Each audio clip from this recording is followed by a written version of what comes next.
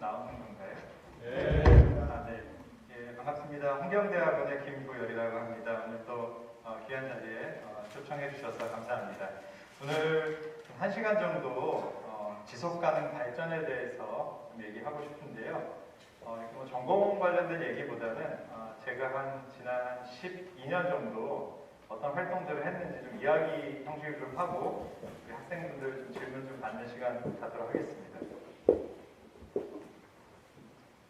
간단하게 제 소개를 하면은 제가 우리 관악생활관 콜로퀴엄 초대를 받고서 제일 좋았던 거는 저는 아주 조그마한 시골에 있는 학교에서 대학을 나왔는데 4년 동안 내내 기숙사 생활을 했었습니다. 그래서 우리 기숙사 우리 학생들 우리 대상으로 이거 콜로퀴엄에 오랫동안 있었다 했어서 마음이 반가웠고요. 제가 다녔던 학교는 전공이 없는 학교였어요. 그래서 그냥 들어가서 아무 전공이나 자기가 하고 싶은 거 하면 됐었습니다. 그래서 저는 이제 이과생이었고 처음에는 이제 전산전자공학부 들어가서 수업을 들었었는데요. 이게 적성에 너무 안 맞는 거예요. 이게 기숙사 생활 저는 이제 4인실에서 같이 생활했었는데 이게 힘들어요. 기숙사 생활하는 게 밤에 잠 안 자는 놈들도 있고 밤새 오락하는 놈들도 있고 코 고는 친구들 그런 친구들 같이 살면서 같이 살아가는 법을 배우는 건데 이게 전산전자 가서 이제 코딩도 하고 이제 뭐 로직 디자인도 해보고 막 전선 꽂는 것도 해보고 그러는데 전공에 너무 적성에 안 맞는 거예요. 그 기숙사에서 거의 페인처럼 밤새 오락만 하는 애들이 또 기가 막히게 코딩도 잘하는 친구들도 있고 그래서 이게 내 적성은 안 맞나 보다. 그러고 나서 되게 전공을 많이 바꿔봤어요. 저는 대학생 때 학보사 활동을 좀 많이 했었습니다. 그래서 언론정보 신방과 쪽으로 전공을 바꿔볼까 이런 생각들을 좀 했었었고요. 근데 저는 이제 고등학교 때 제일 수학을 제일 좋아했었는데 사회과학에서 가장 수학이랑 좀 이렇게 잘 맞닿은 학문이 경제학이었어요. 그래서 이런 경제학을 좀 공부하면 좋겠다 이런 생각을 갖게 됐는데 그 계기가 이 무하마드 유누스 총재 연설을 우연치 않게 인터넷에서 보게 되었었습니다.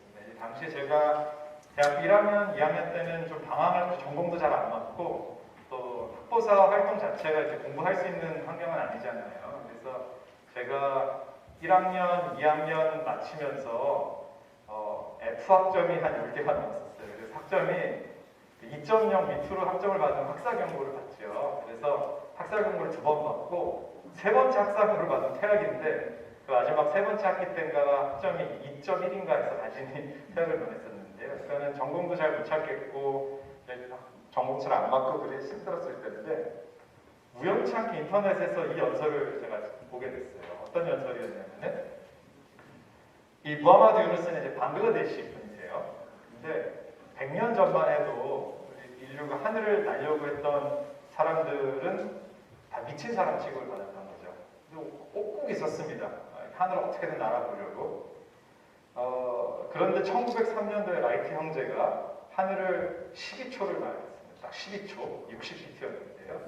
그 순간에 이제 새로운 세상에 대한 씨앗이 심겨졌고 라이트 형제의 12초 비행 이후에 불과 65년 뒤에 인류는 달나라에 갔습니다. 그래서 이 무하마드 유누스가 97년도 뉴욕 마이크로 크레딧 서밋에서 했던 기조연설이었는데요. 자기가 이분 어떤 일을 하시는 분이냐면은 가난한 사람들한테 돈을 담보 없이 작은 돈을 빌려주는 마이크로 크레딧 운동을 시작하셨던 분이에요. 내가 가난한 사람들한테 아무 담보 없이 돈을 빌려주기 시작하니까 사람들이 다 나보고 미쳤다 그러더라. 그런데 어쨌든 나도 12초를 날았다. 그러니까 여러분들이 같이 힘을 합쳐주시면은 우리도 50년 뒤, 65년 뒤에 우리의 달나라에 갈 수 있는데 그 달나라는 빈곤 없는 세상이다. 이런 연설을 제가 보면서 이 무하마드 유누스 이분들 어떤 분이실까? 그리고 그 뒤에 이제 자서전이 나옵니다. 가난한 사람들을 위한 은행가, Banker to the Poor라고. 그래서 이 책을 읽으면서 이런 분과 같은 삶을 좀 살고 싶다. 근데 찾아보니까 이분이 경제학자더라고요.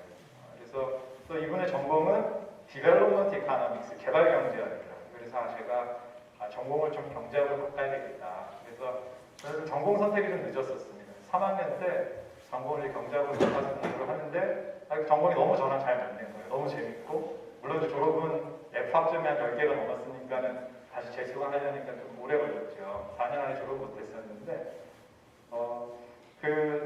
저한테 적성에 잘 맞는 전공을 선택하고 나서 공부를 너무 재밌게 잘 했었습니다. 제가 이제 무하마드 유누스를 너무 좋아했었어요. 그래서 대학교 4학년 때 논문을 하나 썼습니다.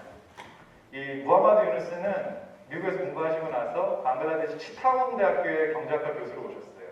근데 치타공 대학에서 경제학 원론들을 막 수요 공급을 가리키는데 바깥에서는 사람들이 수십만 명이 굶어 죽는 아사 사태가 있었던 거죠. 70년대 방글라데시에. 그래서 이 무하마드 유누스가 그 동네 가난한 마을에 나가면서 왜 이렇게 가난한 사람이 가난할까? 봤더니 일은 열심히 하는데 정말 기본적인 자본이 없어요. 예를 들면 하루에 구두를 닦는데 구두 닦는 솔과 통이 누구한테 빌린 거예요. 그래서 번 돈의 80%를 빌린 사람한테 갖다 주고 자립이 안 되는 거죠. 그래서 당시 자기가 갖고 있었던 21달러를 여러 사람들한테 조금씩 나눠줬어요. 그 돈을 받고서는 사람들이 빗자루도 사고 구두통도 사고 작은 자본으로 자기가 할 수 있는 사업들에 투자를 해서 그 돈을 갖고서는 빈곤으로 탈출하는 그런 일이 있었던 거죠. 그래서 지금은 방글라데시에서 수천만 명이 마이크로 파이낸스의 혜택을 보고 있습니다. 방글라데시뿐만 아니라 심지어 고소득 국가인 미국, 유럽에까지 마이크로 파이낸스 모델이 확장이 돼서 2006년도에 노벨 평화상을 수상합니다. 유누스가. 근데 저는 이 유누스를 언제부터 알게 됐었냐면은 제가 이제 대학교 4학년 때 이제 논문을 하나 썼는데 이 어떻게 가난한 사람들한테 담보 없이 돈을 빌려줘도 다 갚을까? 왜냐면은 회수율이 98%였어요. 근데 이건 참 놀라운 일이거든요. 이 경제학에서 시장이 제한된 자원을 아주 효율적으로 분배하는 데 효과적인 수단입니다. 근데 이 시장이 항상 잘 작동하는 건 아니에요. 그래서 시장이 실패할 경우가 있는데 크게 한 4가지가 있습니다. 이제 경쟁이 완전치 못한 독과점 시장일 때 시장이 실패하고요. 공공재와 같은 성격의 물건들을 재화를 공급할 때 시장이 실패합니다. 또 시장에서 거래가 되지 않는, 평가되지 않는 외부성, 환경오염 이런 것들은 다 외부성의 문제거든요. 이럴 때도 시장이 실패하고, 4번째는 정부가 서로 비대칭했었을 때 시장이 실패합니다. 이 정보 비대칭성이 가장 대표적으로 나타나는 데가 바로 금융시장입니다. 돈을 빌려주는 사람과 돈을 빌리는 사람이 서로 정보가 완벽하지 않은 거죠. 그래서 제가 만약에 어느 학생한테 저한테 100만 원만 빌려주실래요? 그러면은 아마 안 빌려주겠죠. 제가 돈을 갚을지 안 갚을지 저는 완전히 알고 있지만 빌려주는 입장에서는 제가 돈을 떼어먹을 수도 있으니까. 이러한 정보 비대칭성 때문에 시장이 실패합니다. 자, 그런데 금융시장은 정보 비대칭성 때문에 시장이 실패했어야 되는데 지난 4, 5천 년간 인류의 역사가 있는 한 항상 돈 빌려주는 사람이 있었고 돈 빌리는 사람이 있었어요. 그 말은 이 시장 실패를 극복했다는 얘기죠. 어떻게 했을까요? 금융시장은 기본적으로 불신에서부터 시작합니다. 안 믿어요. 자, 시장, 정보 비대칭성 때문에 시장을 실패하는데 어떻게든 돈을 빌려주고 빌릴 수 있으면은 서로에게 좋은 상황인 거죠. 근데 시작점은 나는 너를 못 믿어. 그리고 정보에 대해서도 비대칭이니까 나 담보 갖고 와. 집문서 갖고 와. 땅 문서 갖고 와. 그럼 돈 빌려줄게. 그래서 그 담보 때문에 이제 금융시장이 이제 시작이 될 수 있었던 건데요. 가장 큰 문제는 땅이 없는, 집이 없는, 담보가 없는 가난한 사람들은 자연스럽게 금융시장에서 배제가 될 수밖에 없습니다. 무하마드 유누스는 이 금융시장에서 철저하게 배제됐던 가난한 사람들한테 믿음으로 돈을 빌려주는 거예요. 이 사람들 돈 떼먹는 나쁜 사람들 아니야. 돈을 빌려주는 거죠. 그런데 경제학자이기 때문에 머리는 차가웠지, 마음은 따뜻했지만 머리는 차가웠어요. 자, 정보 비대칭성이 있으면 무슨 문제가 생기는지 아세요? 역선택의 문제가 생깁니다. 그러니까 건강이 안 좋은 사람들만 건강보험 많이 사게 돼요. 도덕적 해이가 또 발생합니다. 자동차 보험 사고 난 다음에는요, 보험사가 내가 어떻게 운전하는지를 다 모니터링을 못하기 때문에 뒤에 운전을 막 해요. 이 문제 2가지 역선택의 문제와 도덕적 해이 문제를 해결해야지만 이 정보 비대칭성 문제를 해결하고 시장 실패를 극복할 수 있는데 무하마드 유누스는 담보 없이 이걸 어떻게 해결할 수 있을까 고민했던 거죠. 그래서 가난한 사람들한테 이렇게 얘기했어요. 내가 돈 빌려줄 텐데 5명 그룹을 만들어 와. 그러면 내가 돈 빌려줄게. 그리고 그 그룹 사람 중에 한 명이라도 돈 안 갚으면 너네가 다시 갚아줘야 돼. 그룹으로 하고 연대 채무를 지어준 거예요. 이게 정말 놀라운 게 정보 비대칭성에서 발생할 수 있는 역선택의 문제와 도덕적 해이 문제를 완벽하게 해결할 수 있습니다. 왜냐하면 여러분들이 5명을 그룹을 만들어서 돈을 빌리러 가야 되는데 이 방글라데시 농촌 마을에 여러분들이 서로 다 잘 알아요. 근데 맨날 저처럼 막 게으르고 약속 안 지키고 맨날 술 먹고 이런 사람 그 그룹에 껴주겠어요? 당연히 안 껴주죠. 왜냐면 제가 돈 띄워 먹으면 내가 갚아야 되는데 못하는 거죠. 그러니까 역선택이 아니라 훨씬 더 좋은 사람들만 알아서 모아오는 거예요. 그 은행은 모르지만. 그리고 연대채무를 지어주니까 돈을 빌려가지고서는 도박이나 허투를 쓸 수가 없어요. 왜냐? 우리 부모님, 친구 부모님, 삼촌 다 알아요. 농촌에서. 숟가락 개수까지 다 아는데 제가 돈을 빌려서 엉뚱한 짓 해서 돈을 날려먹으면은 저 옆집 친구가 제 대신 돈을 갚아줘야 되는 건 마을에서 제가 저희 부모님도 얼마나 욕을 야 너는 애를 어떻게 키웠길래 애가 돈을 빌려서 우리 아들한테 피해를 주냐. 그렇기 때문에 이 농촌 사회에서 이렇게 네트워크가 아주 긴밀한 농촌 사회에서는 그룹 대출과 연대 채무를 지어줬더니 이 담보가 없어도 가난한 사람들이 돈을 거의 98%다 갚는 거예요. 그래서 이 마이크로 파이낸스 모델이 전 세계적으로 확장이 됐는데요. 제가 갖고 있었던 질문은 이거였습니다. 아니 농촌이니까는 그게 작동을 하는데 서로 잘 모르는 도시에서는 어떻게 해야 되나. 특히 도시에 있는 가난한 사람들한테 이 마이크로 파이낸스는 빈곤 대체 효율적인 수단인가. 그거를 이제 막 논문을 썼었어요. 그래서 이제 매일경제에서 매일 전국 대학생 경제 논문 그 시상을 매년 하고 있는데요. 그때 이제 그 논문 써가지고서 뭐 입상하고 그랬었는데 데이터가 충분치가 않아서 제가 대학교 4학년인데 여기 그라민은행에다가 이제 이메일을 보냈어요. 나는 어느 대학교의 학생인데 이 마이크로 파이낸스 연구 논문을 쓰고 있는데 2002년도 데이터가 부족하다. 그거 좀 보내달라. 그랬더니 한 일주일 있다가 놀랍게도 이 무하마드 유누스가 저한테 답장을 해줬어요. 아, 참 기특하다. 학생이 어떻게 이렇게 마이크로 파이낸스에 관심이 있니? 이러면서 제가 그때 그런 말 했죠. 나는 사실은 이거 제대로 공부해서 나중에 북한에 가서 마이크로 파이낸스 해보고 싶은 학생이다. 그러면서 이제 그때 무하마드 유누스가 데이터를 다 구해서 정리해서 보내주고 그러셨었어요. 그리고 나서 제가 이제 대학을 졸업하고 나서 그 한국에서 이런 마이크로 파이낸스 하는 재단에서 좀 일을 했었어요. 제가 가난한 분들한테 500만 원씩의 대출을 해줬는데 다 망했어요. 그게 당연한 거죠. 가난한 아프리카나 동남아시아 국가에서 20불, 30불 대출을 해줘도 그걸로 무슨 사업을 할 수 있는데 대한민국 서울에서 500만 원 대출 받아서 무슨 사업을 하겠어요? 구두가게, 열쇠 수리 이런 거 했는데 결국은 다 망했어요. 그래서 이게 안 되는구나. 그 다음에 어떻게 했냐면요. 그 취약계층 여성들, 싱글맘들을 12분을 모아서 500만 원씩 대출해줬어요. 그럼 6천만 원이잖아요. 그걸로 그 남산 이렇게 내려오는 숭여자대학교 골목길에다가 김밥천국이라는 분식점을 하나 냈어요.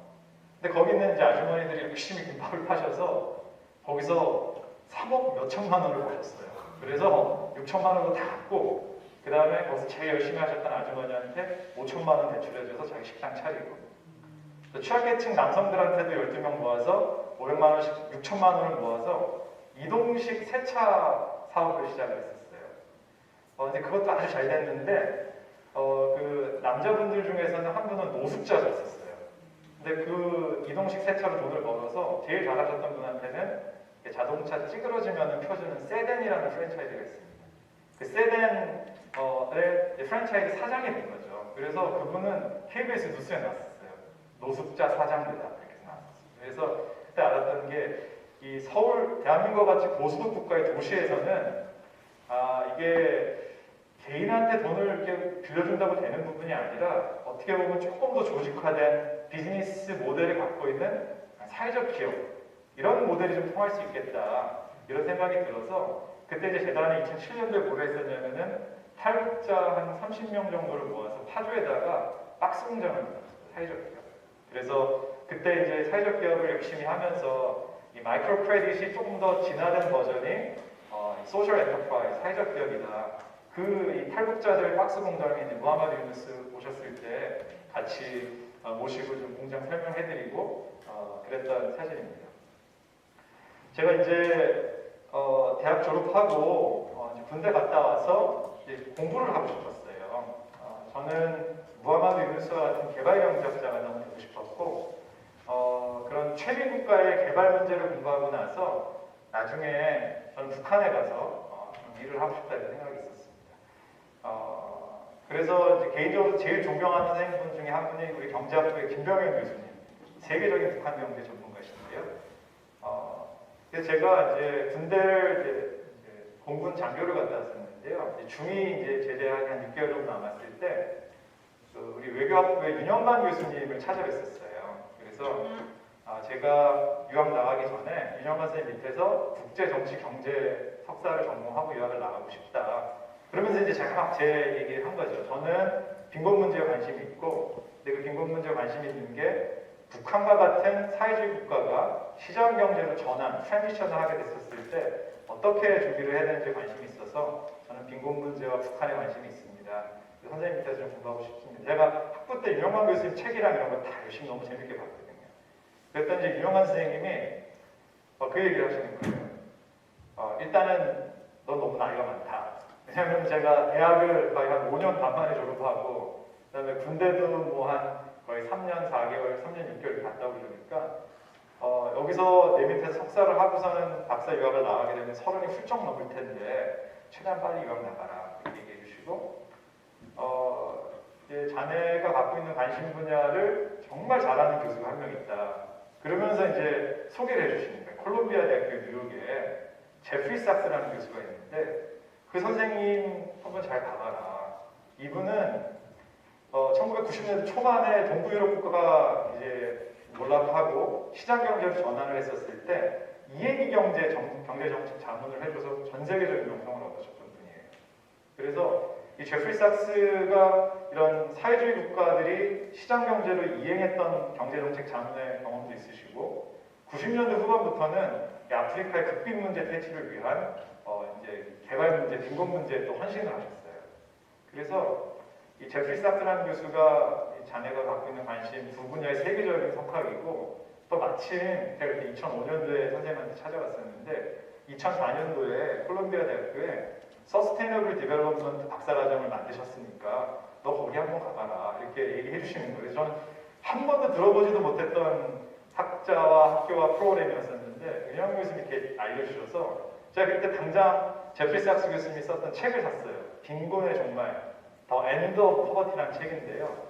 잘 되지도 않는 영어로 열심히 책을 보면서 정말 막 줄을 열심히 쳐가면서 그 책 앞에다가 밝게 써놨어요. 이런 선생님 밑에서 좀 공부하고 싶습니다 하면서 책 앞에다 써놓고 그래서 이 윤영관 교수님께서 이렇게 진로 지도를 잘 해주셔서 제가 이 콜롬비아 대학교의 석사 과정에 들어가서 일단 그 인터내셔널 어페어스 석사를 하고 그 다음에는 이제 서스테이너블 디벨롭먼트 박사 과정을 한 5년을 하고 그리고 이제 삭스 교수님 밑에서 포닥을 하다가 이제 국내에 들어오게 됐습니다.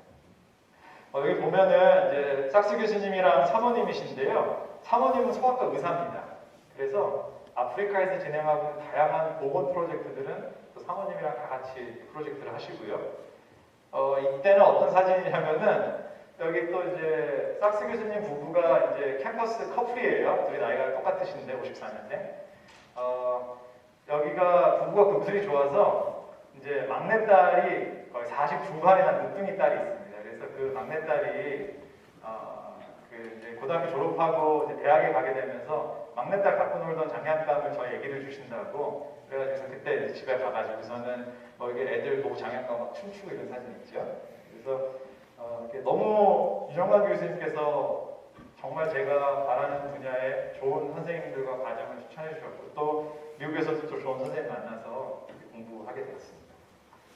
제가 박사과정 때 이 개발경제학 공부를 하면서요. 저는 주로 현장에서 많이 연구를 진행을 했었습니다. 그래서 제일 처음 갔었을 때는 남부아프리카의 말라위 2010년도에 갔었습니다. 그래서 제가 조금 이따가 뒤에 지속가능 발전 얘기를 하면서도 현장에서 있었던 경험들을 짧게 말씀드리려고 하는데요. 말라위는 인구 한 1,500만 명 당시에는 지금은 이제 1,900만 명까지 늘었는데요. 아프리카에서 제일 가난한 나라입니다. 그리고 성인 인구의 10% 이상이 에이즈 감염자 나라입니다. 그래서 이 말라위에 가서 에이즈 예방 사업, 임산부 모자 보건 사업, 또 여학생 교육 사업들을 좀 진행을 했었고요. 에티오피아에서도 모자 보건 사업들 진행했고, 서부아프리카 가나에서는 이게 농촌 지역에서는 가장 기본적인 질병도 치료를 못 받는 상황이기 때문에 병원 뭐 이렇게 짓는다고 해결된 문제는 아니에요. 그래서 제프리 삭스 교수님 하셨던 게 우리 100만 명의 커뮤니티 헬스 워커 양성하자. 이 사람들은 대학 학위가 필요한 게 아니라 고등학교만 졸업해도 되는데 가장 기본적인 의학 지식을 가르쳐주고 그 다음에 말라리아 걸렸는지 안 걸렸는지만 테스트해보고 걸렸으면 그 환자를 병원에다 이송만 해주면 되는 거 아니냐. 이렇게 중간고리 역할을 해줄 수 있는 커뮤니티 헬스워커, 지역사회 보건요원 양성해주는 그런 프로그램이 있었는데요. 가나에서는 그런 일들에 참여했었습니다. 제가 2015년도에 한국에 들어와서는 좀 동남아 쪽 그 사업들을 좀 참여했었는데요. 미얀마랑 캄보디아에서는 우리나라 새마을운동 모델을 도입한 농촌 공동체 개발 사업들을 2015년도부터 2020년도까지 5년 진행을 했었는데 그 연구의 그 책임을 맡았었고요. 자, 이 사진을 보시면은 이거는 이제 말라리에서 제가 임산부들 모자보건 사업했던 사업 대상지인데요. 좀 이따도 말씀드리겠지만 치무투라는 지역에 한 인구가 한 9만 명 정도 있는 지역인데 마을이 한 995개 정도 있었습니다. 근데 그 인구 9만 명 되는 치무투 지역에 보건소가 하나밖에 없는 거예요. 그래서 북부 지역의 음세체라는 지역에다가 저희가 보건소를 하나 지었어요. 아기들 날 수 있는 임산부들 출산 전용 보건소를 지었던 장소입니다. 여기가. 그래서 그때 이제 보건소 짓고 지도 교수님이랑도 같이 현장 보는 사진이고요. 두 번째는 의료 접근성이 너무 좋지 않기 때문에 저희가 뭘 했냐면은 매년 임산부들을 매년 조사했어요. 1년에 한 1,300명 정도씩 등록이 됐었는데 등록된 임산부들 2달마다 직접 찾아가서 옥수수가루 20kg, 비타민, 말라리아 검사 이렇게 찾아가는 영양 보건 서비스를 진행을 했었습니다. 자, 그리고 요거는 이제 미얀마에서 이제 마을 현지 조사 갔을 때 사진인데 이때가 아마 온도가 한 42도 이렇게 됐습니다. 그래서 좀 다른 게 아프리카는 온도가 35도, 36도 돼도 별로 덥진 않아요. 습하지가 않아서. 동남아시아는 온도가 40도인데 습하니까 여기 또 아프리카랑 다른 더위더라고요. 미얀마에서 정말 좋은 추억들이 많았는데 이제 군부 쿠데타가 일어나고 나서 다시 들어가지 못하는 상황이 돼서 굉장히 좀 안타깝게 생각하고 있습니다. 자, 그 뒤에 제가 그런 원래 개발 경제를 관심을 갖게 됐었던 이유가 마이크로 크레딧, 마이크로 파이낸스였는데 그게 더 발전된 사회적 경제, 사회적 기업 관련된 사업들을 좀 참여하고 있습니다. 자, 오늘 이제 강의 주제를 준비했던 건 지속가능 발전 목표인데요. Sustainable Development Goal이죠. 이 SDG가 나오기 전에 있었던 목표가 Millennium Development Goal입니다. 그래서 MDG에 대해서 제가 간단하게 좀 말씀을 드리고 SDG 논의를 조금 더 하도록 하겠습니다. 자, 혹시 여러분들 올해 초에 이제 올해가 다 가고 있는데 새해 결심한 거 혹시 있나요? 학생 한 분만 나 올해 이런 결심을 했다 얘기해 주실 수 있나요? 우리 앞자리에 있는 학생 어떤 결심 하셨어요? 새해 결심 종종 하시나요? 올해는 뭐가 결심이었어요? 좋은 학회에서 저는 목표가 뭐였냐면은 턱걸이를 하나 하자. 제가 옛날에 턱걸이 많이 했는데 이게 나이가 40대 중반이 되니까 철봉에 대롱대롱 매달려서 턱걸이를 하나도 못하는 거예요. 자, 우리가 새해 결심은 왜 하지요? 작년 한 해를 돌아보고 반성하고 좀 더 개선하려고 하는 거죠. 작년 한 해 내가 연구가 조금 부족했는데 올해 정말 열심히 해서 학회에서 논문 한번 발표해봐야지. 우리가 해가 바뀌어도 이런 새해 결심을 합니다. 1999년도에서 2000년 넘어갈 때는 1년이 바뀐 게 아니라 1000년이 바뀌었었어요. 인류 정상들이 다 모여서 우리 지난 1000년을 좀 반성해보자. 그게 열렸던 게 UN 새천년 선언입니다. UN 새천년 정상회의에서 지난 1000년 동안 인류가 이렇게 발전을 했는데 어떻게 이러이러한 문제들이 극빈의 문제와 기아의 문제와 질병의 문제가 아직도 공존할 수 있냐. 우리 한번 반성해보고 새천년을 맞이하여서 우리 이런 목표들을 한번 다시 설정해보자라고 얘기했던 게 UN 새천년 정상선언이었습니다. 여기서 밀레니엄 디벨롭먼트 골 8개를 발표합니다. 자, 이렇게 8개가 있는데요. 절대 빈곤과 기아를 퇴치하고 보편적 초등교육 달성, 남녀 평등, 아동 사망률 감소, 모성 보건 향상, 에이즈와 말라리아와 같은 전염성 질병 퇴치, 지속 가능한 환경, 이 모든 목표들을 위한 국제협력 파트너십 구축, 이렇게 8가지 목표가 있었어요. 이 목표들을 좀 하나씩 살펴볼게요. 이 목표가 이제 MDG는 이제 어떻게 되냐면은 우리 2000년대에 발표했잖아요. 그런데 기준점은 1990년도예요. 그러니까 극빈을 1990년도 대비 내가 2000년부터 열심히 노력해서 2015년도 12월 31일까지 절반으로 줄이겠다. 이게 이제 기본적인 MDG의 구조입니다. 자, 우리가 빈곤을 어떻게 정의할까요? 여러 가지 정의할 수 있지만 경제적으로 정의하는 게 가장 빠릅니다. 왜냐하면 돈으로 설명할 수 있는 게 많기 때문이에요. 뭐 돈이면 다 되냐? 하지만 돈으로 설명되는 게 정말 많습니다. 우리가 돈으로 살 수 없는 것들이 뭐가 있을까요? 하버드 대학교의 아주 유명한 마이클 샌델 교수가 정의라는 것인가 책을 쓴 다음에 그 다음번에 썼던 책이 돈으로 살 수 없는 것들이라는 책이었어요. 자, 돈으로 살 수 없는 게 뭐가 있을까요? 하나만 얘기해 주실 수 있을까요? 연다정 학생? 뭐가 있어요? 돈으로 못 사는 게 뭐가 있어요? 시간 선생님 말씀하셨는데 돈으로 시간을 살 수 있습니다. 왜냐하면은 우리는 우리의 시간을 써가면서 돈을 법니다. 돈이 많은 사람들은 그 돈으로 자기 시간을 사죠. 왜냐하면 내가 해야 될 일을 다른 사람 시킬 수 있으니까요. 그러니까 돈이 많으면 많을수록 물론 우리 모든 사람 죽지요. 하지만 자기의 시간을 훨씬 더 많이 활용할 수 있습니다. 모두 죽죠. 돈으로 영생을 살 수는 없지만 건강을 살 수 있습니다. 국가 수준 쭉 GDP per capita 놓고 그 다음에 life expectancy 놓잖아요. 부자 나라들이 오래 삽니다. 자, 돈으로 행복은 못 사잖아요. 안 그렇습니다. 돈이 많으면 행복합니다. 돈 부자 나라들이 주관적인 삶의 만족도가 훨씬 더 높습니다. 물론 돈으로 사랑, 우리 학생들이 진짜 가난해서 맨날 공부하고 아르바이트하고 이렇게 해서 대입하는 거랑 다 경제적으로 여유 있어서 좋은 데도 가고 이제 이건 좀 말장난이지만 제가 드리고 싶은 말씀은 돈으로 살 수 없는 것들이라는 책이 나올 수 있었던 거는 역설적으로 돈으로 살 수 있는 게 너무 많기 때문에 나는 돈으로 설명할 수 있는 게 많은 거죠. 그래서 하루에 1달러 25센트 미만으로 사는 사람들을 극빈으로 정의했었을 때 이 극빈의 정의가 크게 문제가 되진 않습니다. 하루에 1달러 25센트에다가 365일로 곱하면 얼마일까요? 1년에 한 500불 정도로 우리나라 요즘 환율이 많이 올라가서 1년 총 연봉이 한 70만 원 정도 되는 사람 소득 수준입니다. 아마 극빈의 삶을 보시지 못하셨으니까 감이 안 오시겠지만 저희 부모님 세대 때는 극빈을 경험하셨었죠. 한국전쟁 때 태어나셨으니까. 아프리카 말라위의 시골 마을에 가보니까요. 정말 너무 처참해요. 이게 사람이 사는 데인지 이게 짐승이 사는 데인지 그런 데 사람들이 살고요. 거기서 이제 태어나면은 여성이다. 그러면은 평균 확률적으로 초등학교 4학년 중퇴가 평균입니다. 그러니까 말라위에서 그냥 태어나봤더니 여성이에요. 그러면 교육은 초등학교 중퇴가 평균인 거예요. 애기들 태어나면 10명 중에 10명 중에 한두 명 그냥 막 죽어요. 죽는 이유가 너무 허망해요. 그게 이제 극빈의 삶인 거죠. 인류가 산업혁명 이후에 온갖 지식 수준과 과학기술이 발전하고 부가 넘쳐나는 상황에서 당시에 1990년도 지구 반대편에는요 인구 절반이 극빈의 삶을 살고 있었어요. 그래서 유엔의 정상회의에 모인 세계 189개 정상들이 새천년 맞이하면서 야, 이렇게 발전된 사회에서 어떻게 이렇게 많은 사람들이 처참한 극빈에서 살 수 있느냐. 우리 이거 없애자. 목표가 절반으로 줄이는 거였습니다.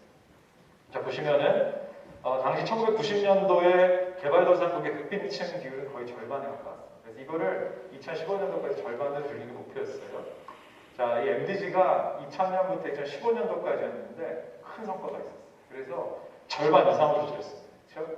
자, 숫자로 보면은 거의 20억 명에 가까운 사람들이 극빈층이었는데 2015년도에는 이제 8억 3,600만 명까지로 줄어들게 됩니다. 하지만 이게 좀 평균의 함정 문제가 좀 있습니다. 왜냐하면은 인구 대국인 중국, 인도에서 경제 발전을 하면서 이 두 나라에서는 수억 명의 극빈층들이 극빈으로 탈출했어요. 그래서 이 아시아나 이쪽 지역에서는 빈곤 퇴치가 큰 성과가 있었는데 사하라나 아프리카는 여전히 똑같아요. 1990년도에는 인구 절반 이상이 극빈층이었는데요.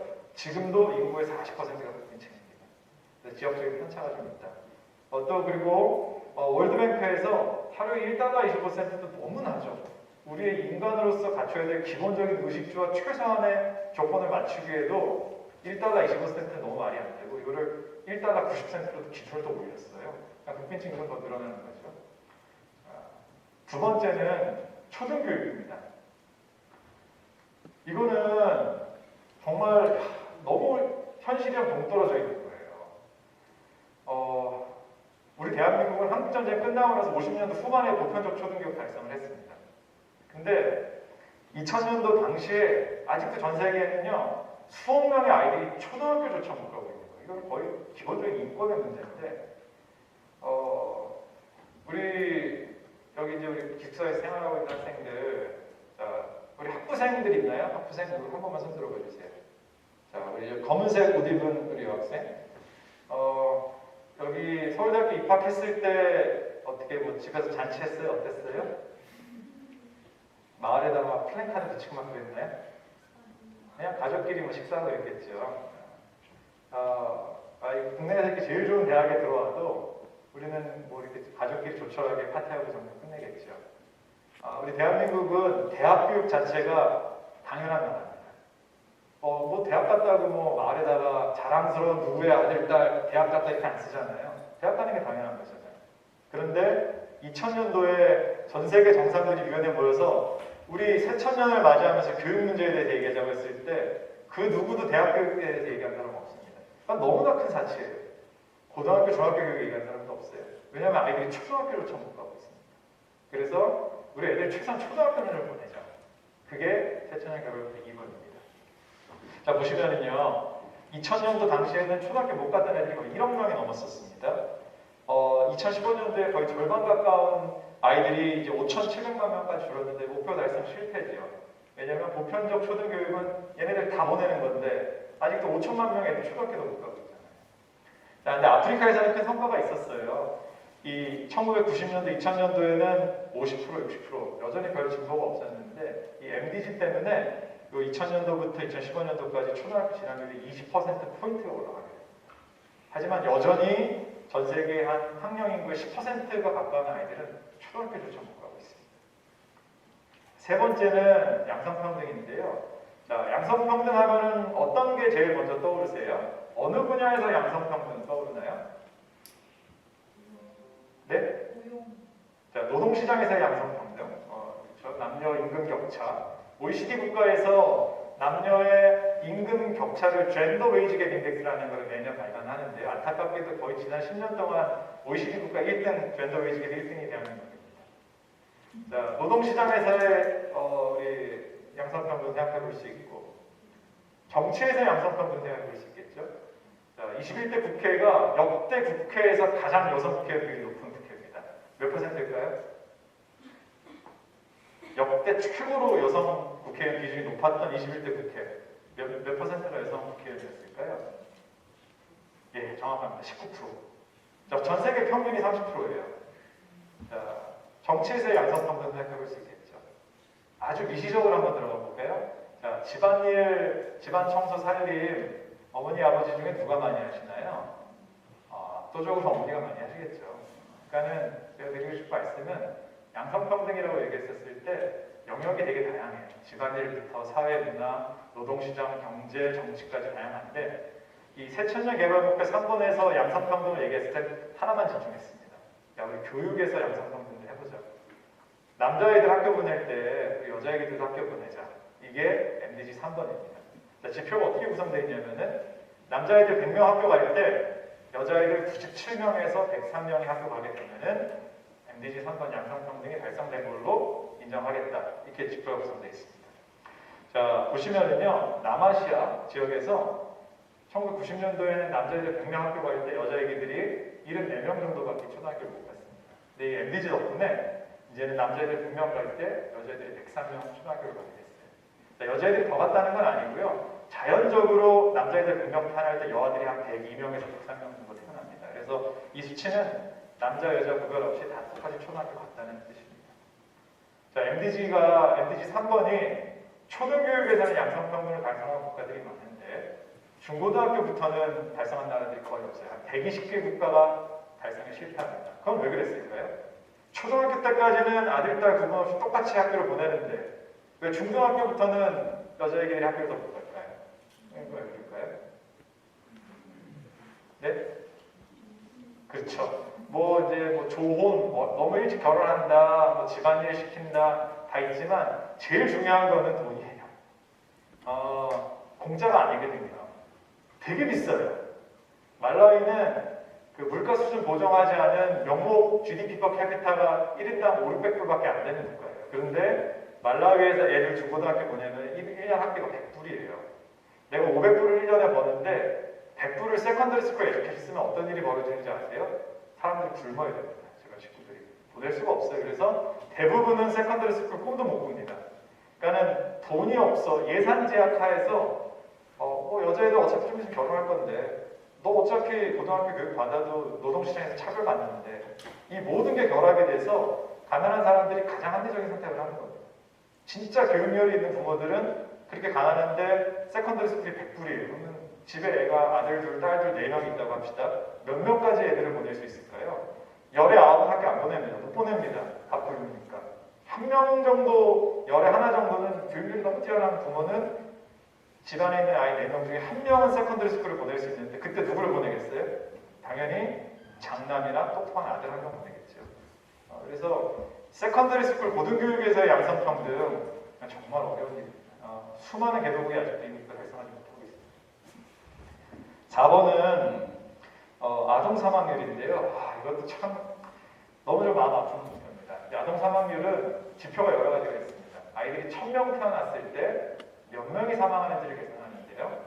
네오네이럴 모탈리티를 위해서는 생후 28일 동안 애들이 몇 명 죽는지, 인펀 모탈리티는 1년 동안, 그 다음에 5세 미만 사망률은 언더 5 모탈리티는 1000명 애들이 태어났을 때 5살 되기 전까지 몇 명 죽는지를 계산합니다. 우리 대한민국에서 5세 미만 사망률 1000명당 몇 명쯤 사망할까요? 숫자 한번 맞춰볼까요? 10명이면은 1000명당 10명이니까 5세 미만 사망률이 대한민국에서는 1% 미만일 거다 이렇게 말씀해 주셨습니다. 한 분만 더 얘기해 주시겠어요?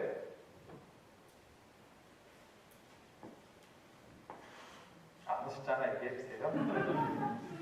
20명, 2%. 자, 우리 대한민국에서 2명에서 3명 정도 아이들이 사망합니다. 0.2%. 전 세계에서 가장 낮은 수준입니다.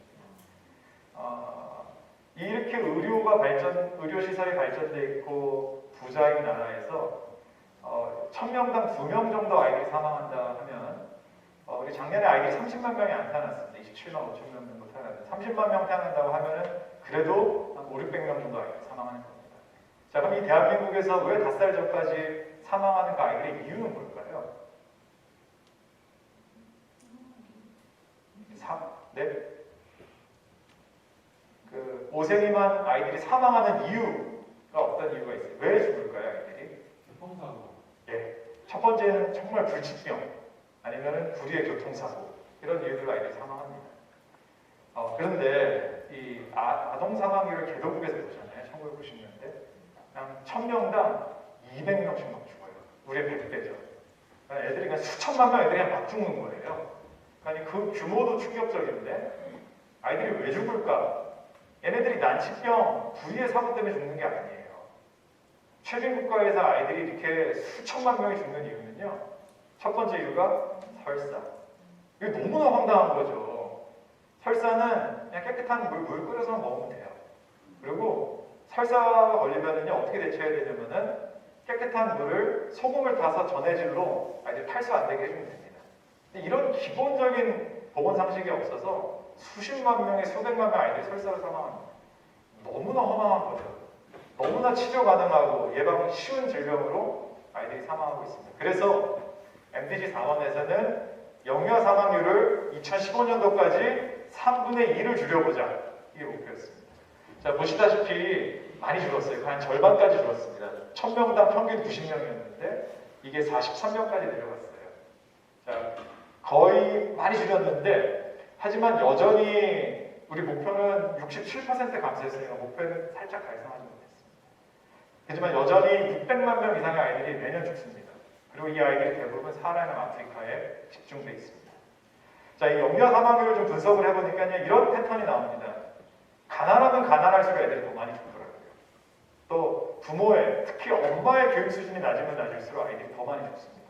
자, 이 말은 무슨 말이냐면은 이 새천년 개발 목표가 서로 다 연결되어 있다는 거예요. 자, 우리가 MDG 1번 빈곤 퇴치를 위해서 열심히 노력했어요. 그래서 그 집안의 빈곤 문제가 점점 개선이 돼요. 그럼 어떻게 돼요? 그 집안에서 태어난 아이들이 훨씬 덜 죽습니다. 자, 2번에서 애들 초등학교 보내자 그러죠. 3번에서 우리 여자애들도 똑같이 초등학교 보내자고 합니다. 자, 이제 교육 경제학에서 되게 중요하게 보는 변수 중에 하나가 교육 연한입니다. Years of schooling. 최종 학력이 몇 년이냐. 자, 여러분들은 우리 대학생들이니까 고등학교까지 일단 다 졸업했죠. 보조리면 학력이 초등학교 6학년, 중고등학교 6학년에서 12년입니다. 어떠한 분의 교육 연한이 12년이다. 저희 딸, 이분은 고등학교 졸업하시면 됩니다. 여러분 이제 4년 대학을 졸업하시면 여러분들의 교육 연한은 16년이 됩니다. 자, 그러면 우리가 보면 16년, 4년제 대학을 졸업하셨구나. 18년이네. 이분은 석사학위를 졸업하셨구나. 이렇게 알 수 있는 거죠. 자, 근데 아까 말라위에서 그냥 시골에서 만날 수 있는 아주머니들의 평균 교육 연한은 3년에서 4년이에요. 다 초등학교 중대. 그런데 이 MDG 3번 때문에 여자아이들 다 학교 보내요. 학교도 공부 열심히 시켜요. 자, 아동 사망률 어떤 분석이 있냐면요. 엄마의 교육 연한이 1년 늘어날 때마다 이 아동 사망률이 툭툭 떨어집니다. 이 목표들이 서로 다 시너지를 낸다는 뜻이죠. 5번째는 모성 사망률인데요. 영유 사망률에 비해서는 모성 사망률이 훨씬 더 빈도가 낮습니다. 그래서 10만 건 출산한 산모가 몇 명 사망하는지 봅니다. 근데 제가 말라위에서 이제 일을 하게 됐던 계기가 제가 박사과정 1학년 때 친구랑 말라위에서 에이즈 예방 사업과 임산부 모자보건 사업을 하겠다는 제안서를 막 썼어요. 그래서 국제 원조하는 코이카에서 그 제안서를 잘 받아줘서 그때 저희가 20억 사업비를 받았습니다. 그래서 그 20억 사업비를 가지고서는 에이즈 예방 사업도 하고 임산부 영양보건 사업도 하고 그걸로 연구도 하고 그랬었습니다. 그런데 왜 말라위였냐? 말라위에서 오랫동안 의료봉사를 하셨던 간호사분이 한 분 계셨어요. 백영심 간호사라는 분이신데 이분은 제주도 분이세요. 제주도 간호대학 졸업하시고 20대 때 고려대학교 병원에 계시다가 20대 후반에 그냥 아프리카 가셨어요. 그래서 평생을 아프리카에서 이제 의료봉사 하셨던 분인데 남수단의 이태석 신부님 여러분 아시죠? 월주만 턴즈 거의 비슷하다고 보시면 돼요. 말라위 가면은요 이분은 이제 수녀님은 아니신데 그냥 말라위 대통령, 보건부 장관, 시스터 백 하면 다 알아요. 근데 이분이 이 말라위에서 큰 병원을 세우셔서 그 병원에서 그 의료 봉사를 하셨는데 그 병원에서 저희가 들어가서 이제 모자보건 사업을 했었던 거예요. 자, 근데 이 코이카 사업 이제 20억을 받아오면은요 코이카에서 받은 돈의 20%는 저희가 매칭을 해야 돼요. 그래서 그때 당시에 국내 큰 여성병원들 원장님들 찾아가면서 후원해달라고 다 부탁을 드렸었어요. 제가 좀 광고를 하면은 분당 제1여성병원 엄청 좋은 병원입니다. 1년에 1억씩 도와주셨었어요. 그래서 이제 분당 제1여성병원 가보면은 우리 병원에서 후원해주셨던 말라위 임산부들 사진들이 이렇게 모자이크로 쫙 전시가 되어 있습니다. 제가 분당 제1여성병원이 1년에 한 5,000건, 6,000건 정도 아이들이 태어나요. 분만 사례가 한 6,000건 정도 됩니다. 그래서 원장님한테 여쭤봤어요. 우리 분당제 여성병원에서 지난 10년 동안 5만 명, 6만 명 아이들이 태어나고 산모가 출산하셨는데 이렇게 안타까운 사례가 있었냐? 없다고 했어요. 그게 우리나라 여성병원의 수준입니다. 세계 최고 수준인 거죠. 그런데 가난한 나라에서 태어났다는 이유만으로 여성들이 애기 낳다 많이 죽습니다. 왜 죽을까요? 모성 사망률의 첫 번째 이유가 뭘까요? 혹시 한번 얘기해 볼 수 있을까요? 네. 인펙션, 감염, 위생 상황이 안 좋아서 감염 때문에 모성 사망을 이루어진 건 아닌데 그게 한 두세 번째 되는 이유입니다. 첫 번째 이유는요, 출혈이에요. 자, 근데 이것도 다시 한번 생각해보죠. 아무리 현대 의학 기술이 발전을 해도 아기를 낳을 때 피한방을 안 해주고 아기를 할 수 있나요? 자연스러운 거죠. 그런데 왜 출혈이 모성 사망률의 첫 번째 이유가 됐을까요? 지혈을 못해서 그런 거죠. 지혈을 하기 그렇게 어려운 일인가요? 전문의가 필요한 건가요? 아니에요. 병원에서 어느 정도 훈련받은 간호사 이런 분들 있으면 지혈하면 됩니다. 만약에 난산이어서 과다 출혈이었다면 어떻게 하면 되죠? 수혈해주면 되는 거죠. 근데 그거를 못하는 거죠. 전문적인 의료 인력이 없는 병원이 아닌 지역에 집에서는 아기 낳다가 이런 단순 출혈, 과다 출혈들을 제대로 처치를 못해서 산모들이 사망합니다. 이 백영신 간호사님이 젊었을 때 시골 지역에서 이렇게 의료봉사를 했는데 한국에서 좋은 약 갖다가 핑 싫어하시니까 동네방네 소문이 다 난 거예요. 저기 시스터 백한테 가면 다 난다. 사람들이 막 하루에 100명, 200명 몰려오는 거죠. 근데 거기서 난산 케이스가 있었나 봐요. 그래서 그 시골 그 완전 깡촌에서 바다 출혈되는데 뭐 수혈을 할 수도 없고 그래서 안타깝게 사고가 있었나 봐요. 그래서 그때 이제 백영신 간호사가 야, 내가 병원만 있었어도 산모를 살릴 수 있었는데 그래서 이제 병원을 설립을 하신 거예요. 그래서 그 병원이 관장하고 있는 치무투, 치투쿠라, 짜만고, 깔룸바라는 4개 지역 중에 하나였던 치무투라는 지역에서 저희가 찾아가는 임산부 모자보건 사업을 했었던 거예요. 자, 그래서 이 모성 건강 산모 사망률을 줄이는데 WHO가 권고하는 거는 아기 낳기 전까지 4번 산전 진단 받아라. 꼭 병원 가서 시설분만 해라. 이런 것들이 주요 권고 사항입니다. 제가 이제 분당제 여성병원, 안양생 여성병원 이런 데서 입원해 주셔서 임산부들을 2달에 한 번씩 찾아가서 아까도 거기는 이제 말라인 옥수수가루 주식입니다. 전달해드리고 했는데 이제 분당제 여성병원 원장님들이 우리가 이걸 똑바로 하고 있는지 보러 오신 거예요. 보시더니 야, 너네들은 모자보건 사업하는데 어떻게 초음파를 안 하냐. 산부인과의 기본은 초음파다. 그래서 제가 원장님 초음파 기계가 한 대 1억 원, 2억 원 하는데 너무 비싸요. 그리고 기본적으로 전기가 말라인 너무 잘 끊겨요. 초음파 기계를 거기 치원과라는 그 보호소에 놔둬도 걸어오는데 몇 시간 걸려요. 쓰지도 못해요. 전기 나가면 기계 고장나는데 고칠 기사도 없어요. 안 된다고. 그랬더니 그래도 필요하다 그래서 그때 이제 저희가 이동형 초음파 스틱을 샀습니다. 그래서 이거 아이패드에 꽂으면 애기 뱃속에 보이는데 그거 들고 이제 현장에 나갔는데 야 이게 참 가는 날이 장날이라는 게 그때 산모가 30주차 됐던 산모가 있었는데 이게 완전 전치태반이었다. 산도가 완전히 막혀서 모르고 애기 낳았으면 산모랑 애기가 다 엄청 위험한 상황이었던 거예요. 그래서 이 산모를 절대로 자연분만 하시면 안 되고 무조건 출산 2, 3주 전에는 대도시 가서 제왕절개 해야 된다고 해서 병원을 이송했어요. 그래서 야 이게 진짜 초음파가 20kg씩 옥수수가루 나눠준다고 정말 위험한 산모가 살아나는 건 아니잖아요. 근데 역시 초음파가 중요한 거구나. 이런 경험을 해봤습니다. 자, 5번 모성 사망률 줄이는 것도 역시 목표 달성하지 못했습니다. 자, 6번은 에이즈, 말라리아와 같은 전염성 질병인데요. 여기에 국제사회에 큰 관심과 집중이 됐었고 많은 성과가 있었습니다. 제가 그냥 넘어갈게요. 7번은 지속가능 환경인데요. 저희 환경대학원에서 요즘 기후변화, 기후위기 많이 집중해서 가르치고 있는데요.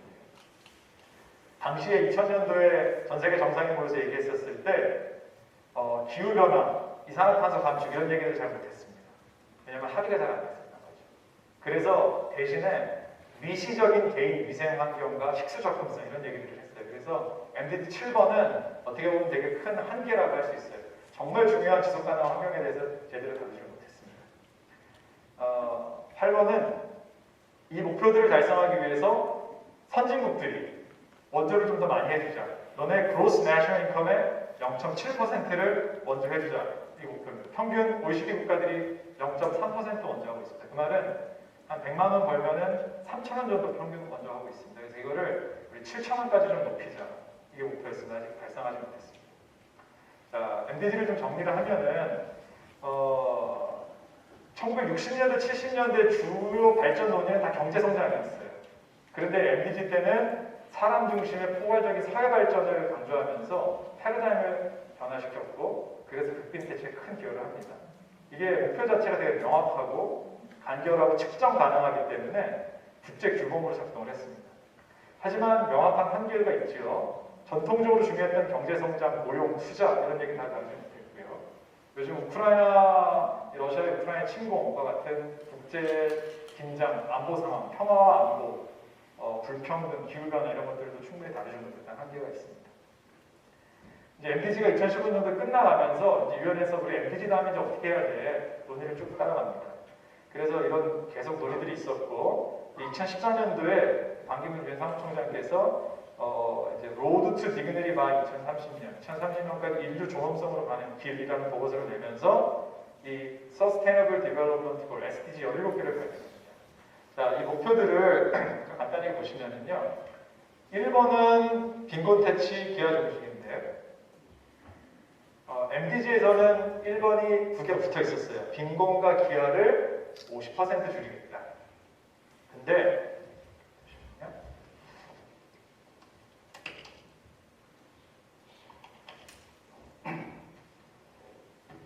지금 제가 마이크 좀 바꿔 할게요. SDG에서는 목표가 분화가 됩니다. 근데 빈곤을 2030년까지 완전히 없애겠다. 우리는 100% 없애겠다는 거예요. 바꾸는 사람 있으면 안 된다. 목표가 훨씬 더 어려워졌죠. 4번 같은 경우는요, 이제 양질의 교육인데 MDG 2번은 뭐였죠? 우리 애기들 초등학교 보내자였죠. SDG 4번에서는요, 초등학교뿐만 아니라 secondary education, tertiary education, lifelong education, 초등학교 가기 전에 early child development까지 다 얘기합니다. 그러니까 MDG에서 초등학교 교육 얘기했던 게 SDG 4번에서는 초등학교, 중학교, 고등학교 쭉 다 범위가 넓어지죠. 그런데 범위가 넓어진 게 아니라 더 깊어져요. 어떻게 되면 여기서는 양질의 교육을 얘기하고 있어요. 이게 이제 말라위 농촌 지역의 흔한 학교 사진입니다. 자, 이게 학교 이래요. 학교에 책갈상 없고요. 전기 없고요. 다행히 사진을 찍었을 때는 바깥에 햇빛이 들어서 아내가 화냈어요. 비 오거나 이러면 아내가 꼼꼼합니다.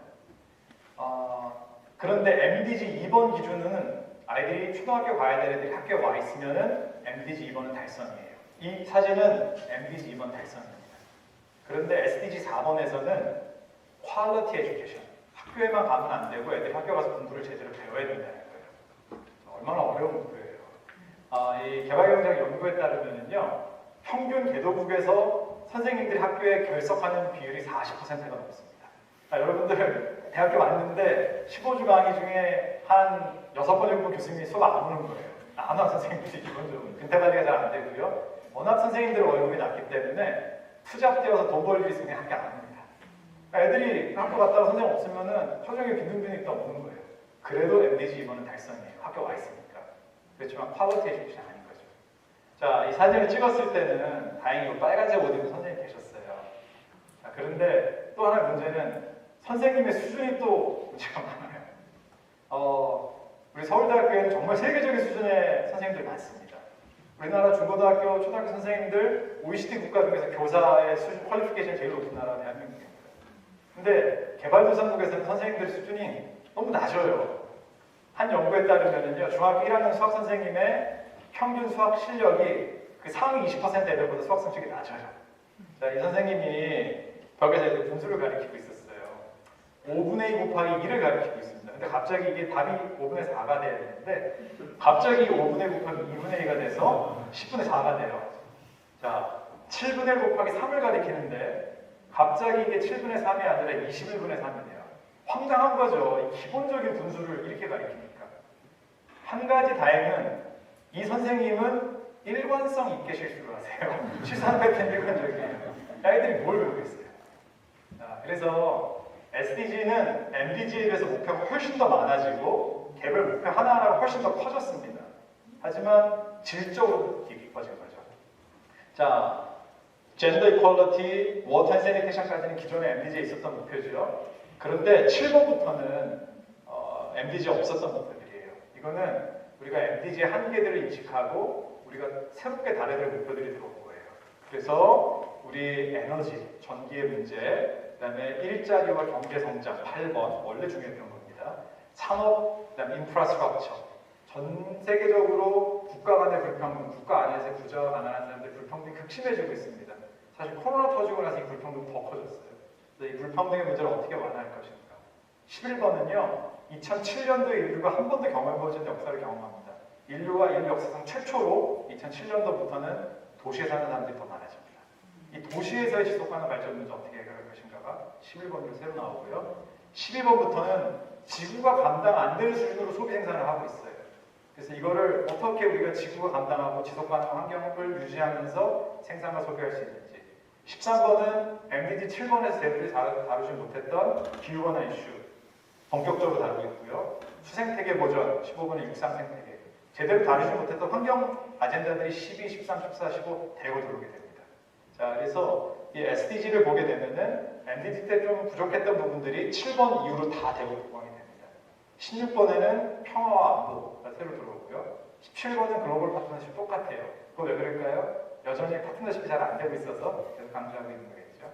자, 그래서 우리가 지금 살고 있는 시대는 지속가능 발전의 시대라고 합니다. 전 세계 국가가 이 SDG 목표를 2030년까지 달성하기 위해서 노력하고 있어요. 그런데 지난 3년 동안 코로나 때문에 사실 이 목표들이 정말 많이 후퇴했습니다. 좀 이제 이 SDG를 살펴봤는데 몇 가지 같이 남은 시간 여러분들 좀 질문도 받고 논하고 싶은데요. 여기서 어느 목표가 제일 중요한가요? 이 강의를 이제 서스테이너블 디벨롭먼트 강의를 반기문 총장이 한번 하신 적이 있었는데 학생이 이런 질문을 했어요. 반 총장님이 이렇게 대답하시더라고요.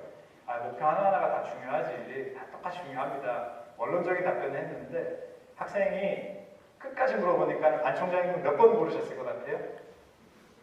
13번 기후변화. 이 지구가 하나밖에 없는데 이 기후위기 너무 심각하다. 가장 협력이 안 되고 지구가 망가지면은 다른 목표들 어디다 세울 거냐. 굳이 하나 뽑으면 난 13번 뽑겠다 이렇게 얘기하시더라고요. 저는 개인적으로는 이제 개발도상국에서의 교육과 보건 연구들을 많이 하기 때문에 이 양질의 교육, 동시에 이 취약계층 아이들의 교육 격차, 교육 불평등 문제가 점점 심각해지고 있습니다. 저는 개인적으로는 4번, 10번 불평등의 감소를 목표를 되게 중요하다고 생각하고 있습니다. 이 목표들 간에 좀 상충되는 것도 좀 있어 보여요. 8번은 경제성장 하자고 그러는데 경제성장 하려면 어떻게 해야 돼요? 생산 많이 해, 소비 많이 하면 되는 거잖아요. 11번에서는 뭐 생산하고 소비하는 거 좀 책임감 있게 좀 잘해야 돼. 너무 지구에 너무 피해를 많이 주고 있어. 경제성장 막 해야 되는데 13번에서 우리 기후위기 있으니까 화석연료 그만 쓰고 이거 환경을 생각하면서 경제발전해야 돼. 이 목표들이 상충되는 것처럼 보인단 말이죠. 이거 어떻게 해야 될까요? 뭐 이렇게 할 수도 있겠죠. 가난한 나라들은 우리는 좀 우선순위를 다르게 할게. 우리는 지금 빈곤 퇴치부터 하고 경제 성장하고 난 다음에 어느 정도 좀 경제가 발전하면 그때 13번, 14번, 15번 환경 우리가 좀 신경 쓸게 이렇게 얘기할 수도 있는 거죠. 그런데 요즘 시대는 이게 꼭 상충되는 시대는 아닐 수도 있겠다 싶어요. 요즘 또 많이 화두가 되는 용어가 있죠. ESG 여러분 들어보셨죠? Environmental, Social and Governance. 요즘은요. 블랙락 같은 거대 기관 투자자들, 블랙락이 운영하는 돈은요 1000조가 아니라 1000조보다 10배 큰 1경원을 운영하는 세계적인 자산운용사인데요. 이런 자산운용사들이 기업들한테 너네 이산화탄소 배출 어떻게 줄일 거야? 너네 석탄화력 발전소 그만해. 이런 식으로 이제 너네 그렇게 안 하면 투자하고 빼버릴 거야. 이렇게 나온단 말이죠. 그래서 지금 ESG 시대에서는 이 경제 성장과 환경 목표가 상충된다고 볼 수도 없어요. 왜냐면은 환경 목표 제대로 안 지키면 경쟁성 못하는 시대가 될 수도 있어요. 일례로 네덜란드 연기금이 우리 한전한테 너네 석탄 발전 자꾸 투자하는데 이거 어떻게 할 거야? 했는데 한전이 적절히 대답을 못했어요. 그랬더니 네덜란드 연기금이 어떻게 했는지 아세요? 한전에 투자했던 지분 다 빼버렸어요. 그래서 한전이 급하게 우리 앞으로 해외 석탄 발전 절대 투자 안 한다는 선언하게 되는 거죠. 그래서 이런 ESG 시대에는 이 환경 목표와 이런 경제 성장이 꼭 상충하는 건 아니라 오히려 시너지를 낼 수도 있겠다. 이렇게 생각해 볼 수 있죠. 이거 SDG 봤는데 우리 이거 2030년까지 달성되나요? 내년 이제 2023년인데 이제 한 8년 남았는데 이게 어렵죠. 이게 빈곤을 뭐 절반 줄이자는 것도 아니고 2030년까지 극빈을 완전히 없애자고 그러는데 국민 소득이 35,000불이 넘어가는 대한민국에서 극빈층 숫자 있거든요. 바꾸는 사람이 있는데 이거 어떻게 전 세계적으로 다 극빈 없애겠어요?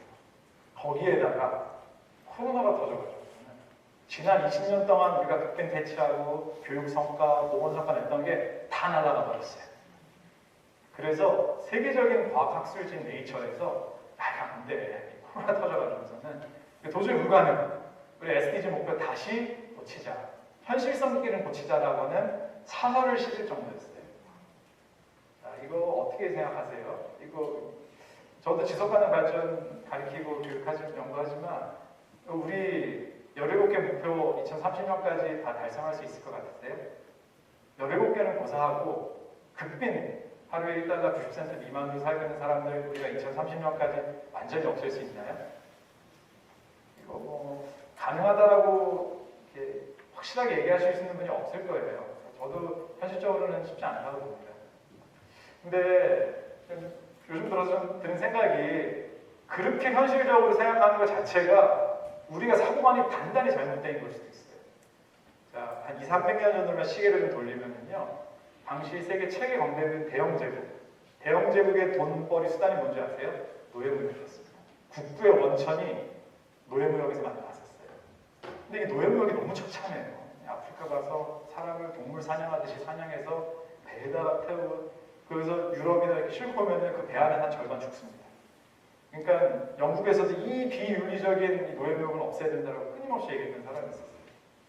근데 이게 벌어다주는 돈이 얼마인데? 이거 우리가 안 한다고 뭐 프랑스, 벨기에 얘네들 안 해? 왜 우리만 안 해야 돼? 이런 논의도 있었고. 당시 이런 논의도 있었겠죠. 야, 근데 노예무역 너무 잔인하지. 야, 그러니까 우리 여성 노예랑 애기들 노예는 좀 빼자. 남자 노예만 하자. 이런 논의도 있었겠죠. 이런 논의가 지금 200년 뒤에 우리는 받아들일 수 있는 논의인가요? 말도 안 되는 소리죠. 단 한 명의 노예무역, 이건 불법이고 인류에 대한 범죄인 거죠. 근데 200년 전에, 300년 전에는 이거 노예무역 없앨 수 있을까? 이런 얘기를 했단 말이죠. 50년 뒤, 100년 뒤에 우리 다음 세대가 우리 2020년대 살기 우리를 보고선 야, 저 당시 우리 부모님 세대는 도대체 무슨 정신으로 사는 사람들인가? 이렇게 과학기술이 발전하고 부가 넘쳐나는 세상에서 어떻게 극빈들이 공존할 수 있었을까? 똑같이 생각할 수 있다는 거죠. 200년 전보다 좀 시간 한 번 더 앞당겨 볼게요. 100년 전. 이제 2020년도에 미국 대선이 있었죠. 조 바이든 당선됐는데 캐멀라 해리스 여성 부통령이 처음으로 미국 역사가 당선이 됩니다. 2020년인데요. 이 시간이 2020년에서 딱 100년 돌리잖아요. 1990년도에 미국에서 여성 투표권이 없었어요. 우리 학생 혹시 투표해 보신 적 있으세요? 언제 투표해봤어요? 응? 대선? 대통령 선거를 투표했구나. 그러면 제가 이렇게 얘기해요. 무슨 어떻게 여자가 투표를 했어요? 이렇게 물어보면은 저는 제정신이 아닌 사람인 거죠. 우리 학생들이 그거 캡처해서 올리면 저는 아마 사회에서 매장 당할 거예요. 1920년대 미국에서요 여성 투표권이 없었어요. 그래서 이제 이런 논의가 있었어요. 야, 그 여자도 투표권 줘야 되는 거 아니야? 그러면 반대세요. 야, 여자가 무슨 생각을 똑바로 한다고 그래? 말도 안 되는 거지. 그러면 이렇게 얘기해요. 아니야. 야, 대학 교육 받은 여자들은 너보다 똑똑해. 야, 왜 대학 교육 나온 여자들한테 투표권 줘야 되는 거 아니야? 야, 부잣집 여성들 얼마나 교육 잘 받아? 재산세 내는 여성들은 투표권 줘야 되는 거 아니야? 이 논의가 지금 가능한 논의인가요? 이 논의 다 정신 나간 논의 같죠? 근데 우리가 MDG, SDG 1번 비극빈 아이고 70%까지 줄일 수 있는데 100% 어떻게 줄여? 여성한테 어떻게 100% 투표권 다 줘? 이렇게 똑같이 생각할 수도 있다는 거죠. 그래서 현실적으로 SDG 2030년까지 달성 가능할까? 저는 쉽지는 않을 것 같아요. 그런데 달성이 불가능하다고 생각하는 우리 사고관과 가치관 자체가 단단히 잘못되어 있을 수도 있습니다. 자, 한 나라에 미국의 국방부가 1년에 예산 얼마 쓰는지 아세요? 1000조 가까이 씁니다. 한 나라의 디파트먼트가 1000조를 쓰는 상황에서 우리가 돈이 없어서 이 문제를 달성 못하는 건 아닙니다. 아까 MDG 8번, SDG 17번에서 선진국가들, 고소득 국가들이 그로스 내셔널 인컴의 0.7%를 원조에 좀 쓰자 얘기합니다. 평균적으로 0.3% 하고 있습니다. 100만 원 벌어서 3,000원 정도 하는 거예요. 자, 우리가 100만 원이 있어요. 근데 여러분들이 사랑하는 가족이 아파요. 그 100만 원에서 얼마까지 쓰실 수 있겠어요? 진짜 사랑하는 가족이 아파서 막 생사를 헤매거든요. 여기서 나 100만 원 중에서 한 3,000원보다 좀 쓸 수 있을까? 7,000원까지 쓸 수 있겠다 얘기하는 사람 아무도 없겠죠. 정상적인 사람이라면은 100만 원 다 쓰겠습니다가 아니라 다 쓰고 대출까지 받아서 우리 가족 고쳐야 되는 거죠. 그러니까 지금 100만 원 벌어서 100만 원 쓰자는 얘기가 아니에요. 지금 100만 원 중에요 한 10만 원만 쓰잖아요, 5만 원만 쓰잖아요. 그러면 여기 있는 문제들, 많은 문제들이 바로 해결되는 문제들도 있습니다. 그래서 이거는 우리가 돈이 없거나 능력이 없거나 지식이 없어서 해결 못하는 게 아니라 우리 가치관 문제일 수도 있다는 생각이 들어봤습니다. 그래서 오늘 제가 1시간 정도 지금 지속가능 발전 목표에 대해서 좀 얘기를 했었는데요. 그 지속가능 발전 목표 이전에 있었던 새천년 개발 목표 8개를 얘기를 했었고, MDG 새천년 개발 목표가 2015년도 끝나고 나서 발표됐던 지속가능 발전 목표 17개에 대해서 얘기를 나눠봤습니다. 그래서 여러분들 본인들이 지금 관심 있는 전공이라든지 연구 주제들을 이 SDG 17번 17개 목표들을 이렇게 한번 같이 맞춰보는 것도 되게 좋아요. 내가 만약에 도시지역 환경 문제를 만약에 관심이 있다? 그러면 나는 SDG 13번 기후변화에 나는 앞으로 그쪽을 더 공부하고 싶고 커리어를 개발하고 싶다. 나는 도시 설계 쪽에 관심이 있다? 그러면 지속가능 도시 만드는 SDG 11번이고요. 나는 교육에 관심 있는 4번대 학생들은 난 SDG 4번. 어떻게 아이들한테 이 양질의 교육을 제공해 줄 건지. 본인의 관심 분야 커리어를 SDG랑 좀 한번 잘 맞춰보실 수 있을 것 같습니다. 자, 오늘 제가 준비한 강의 이 정도로 마치고요. 여러분들 질의응답 받도록 하겠습니다. 감사합니다. 김도열 교수님 신중한 말씀 감사드립니다. 다음은 질의응답 순서입니다. 강연 주제 관련해서 사전 질문 주신 것을 교수님께 전달드려서 강연 동안 다뤄주셨는데요. 그 외 추가로 질문하고 싶으신 것 있다면 자유롭게 질문해 주시면 되겠습니다.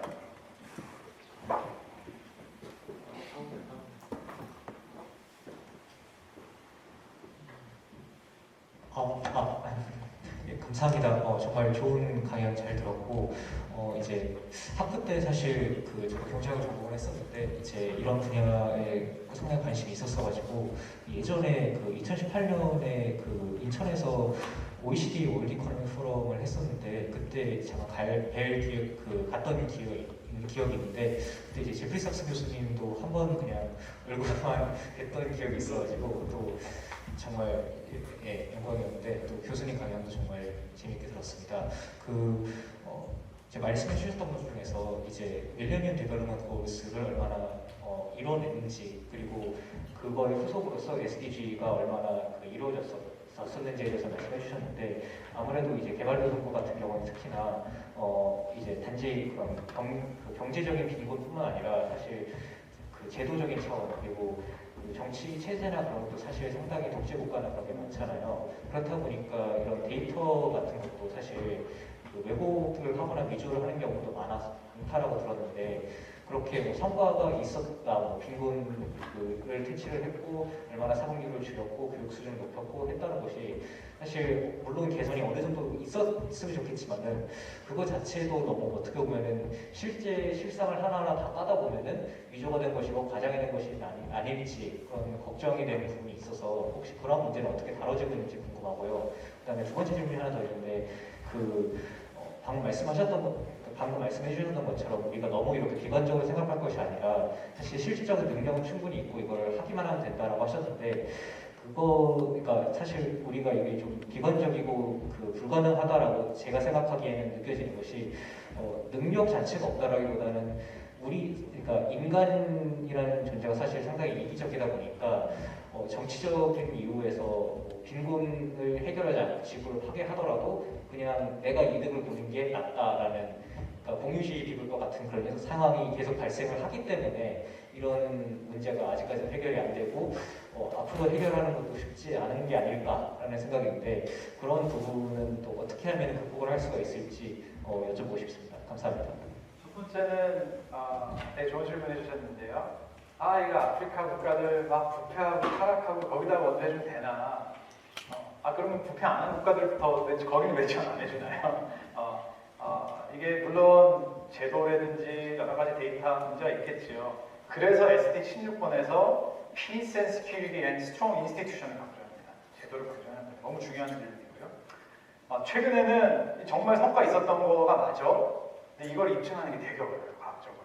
그런데 이 개발경제학의 연구가 1990년도부터 바뀝니다. 우리 먼저 더 해야 돼, 말아야 돼, 이런 거대한 거 그만 얘기하고 우리 작은 프로젝트들 평가해보자. 말라리아 예방하는 데 제일 좋은 게 모기장이거든요. 모기장에 말라리아 옮기는 모기가 야행성 모기거든요. 모기장 나눠주자죠. 근데 주장이 어떻게 되냐면요. 이거 빨리 사람들 많이 죽으니까 무료로 나눠주자라는 그룹도 있었고 어떤 그룹은 무료로 나눠주면 시장 원리가 파괴돼서 필요 없는 사람들도 받아다가 그물도 쓰고 그다음에 그 시장에서 모기장을 고치고 팔았던 사람들도 다 망하니까 그 다음에 네가 또 모기장 줄 거야 5년 뒤에 이런 논의들이 팽팽했었는데 이거를 과학적으로 평가하기 시작하는 거죠. 학교에다가 애들 교과서 나눠주면 정말 성적 올라가는 거 맞아. 근데 이걸 어떻게 평가했냐면요.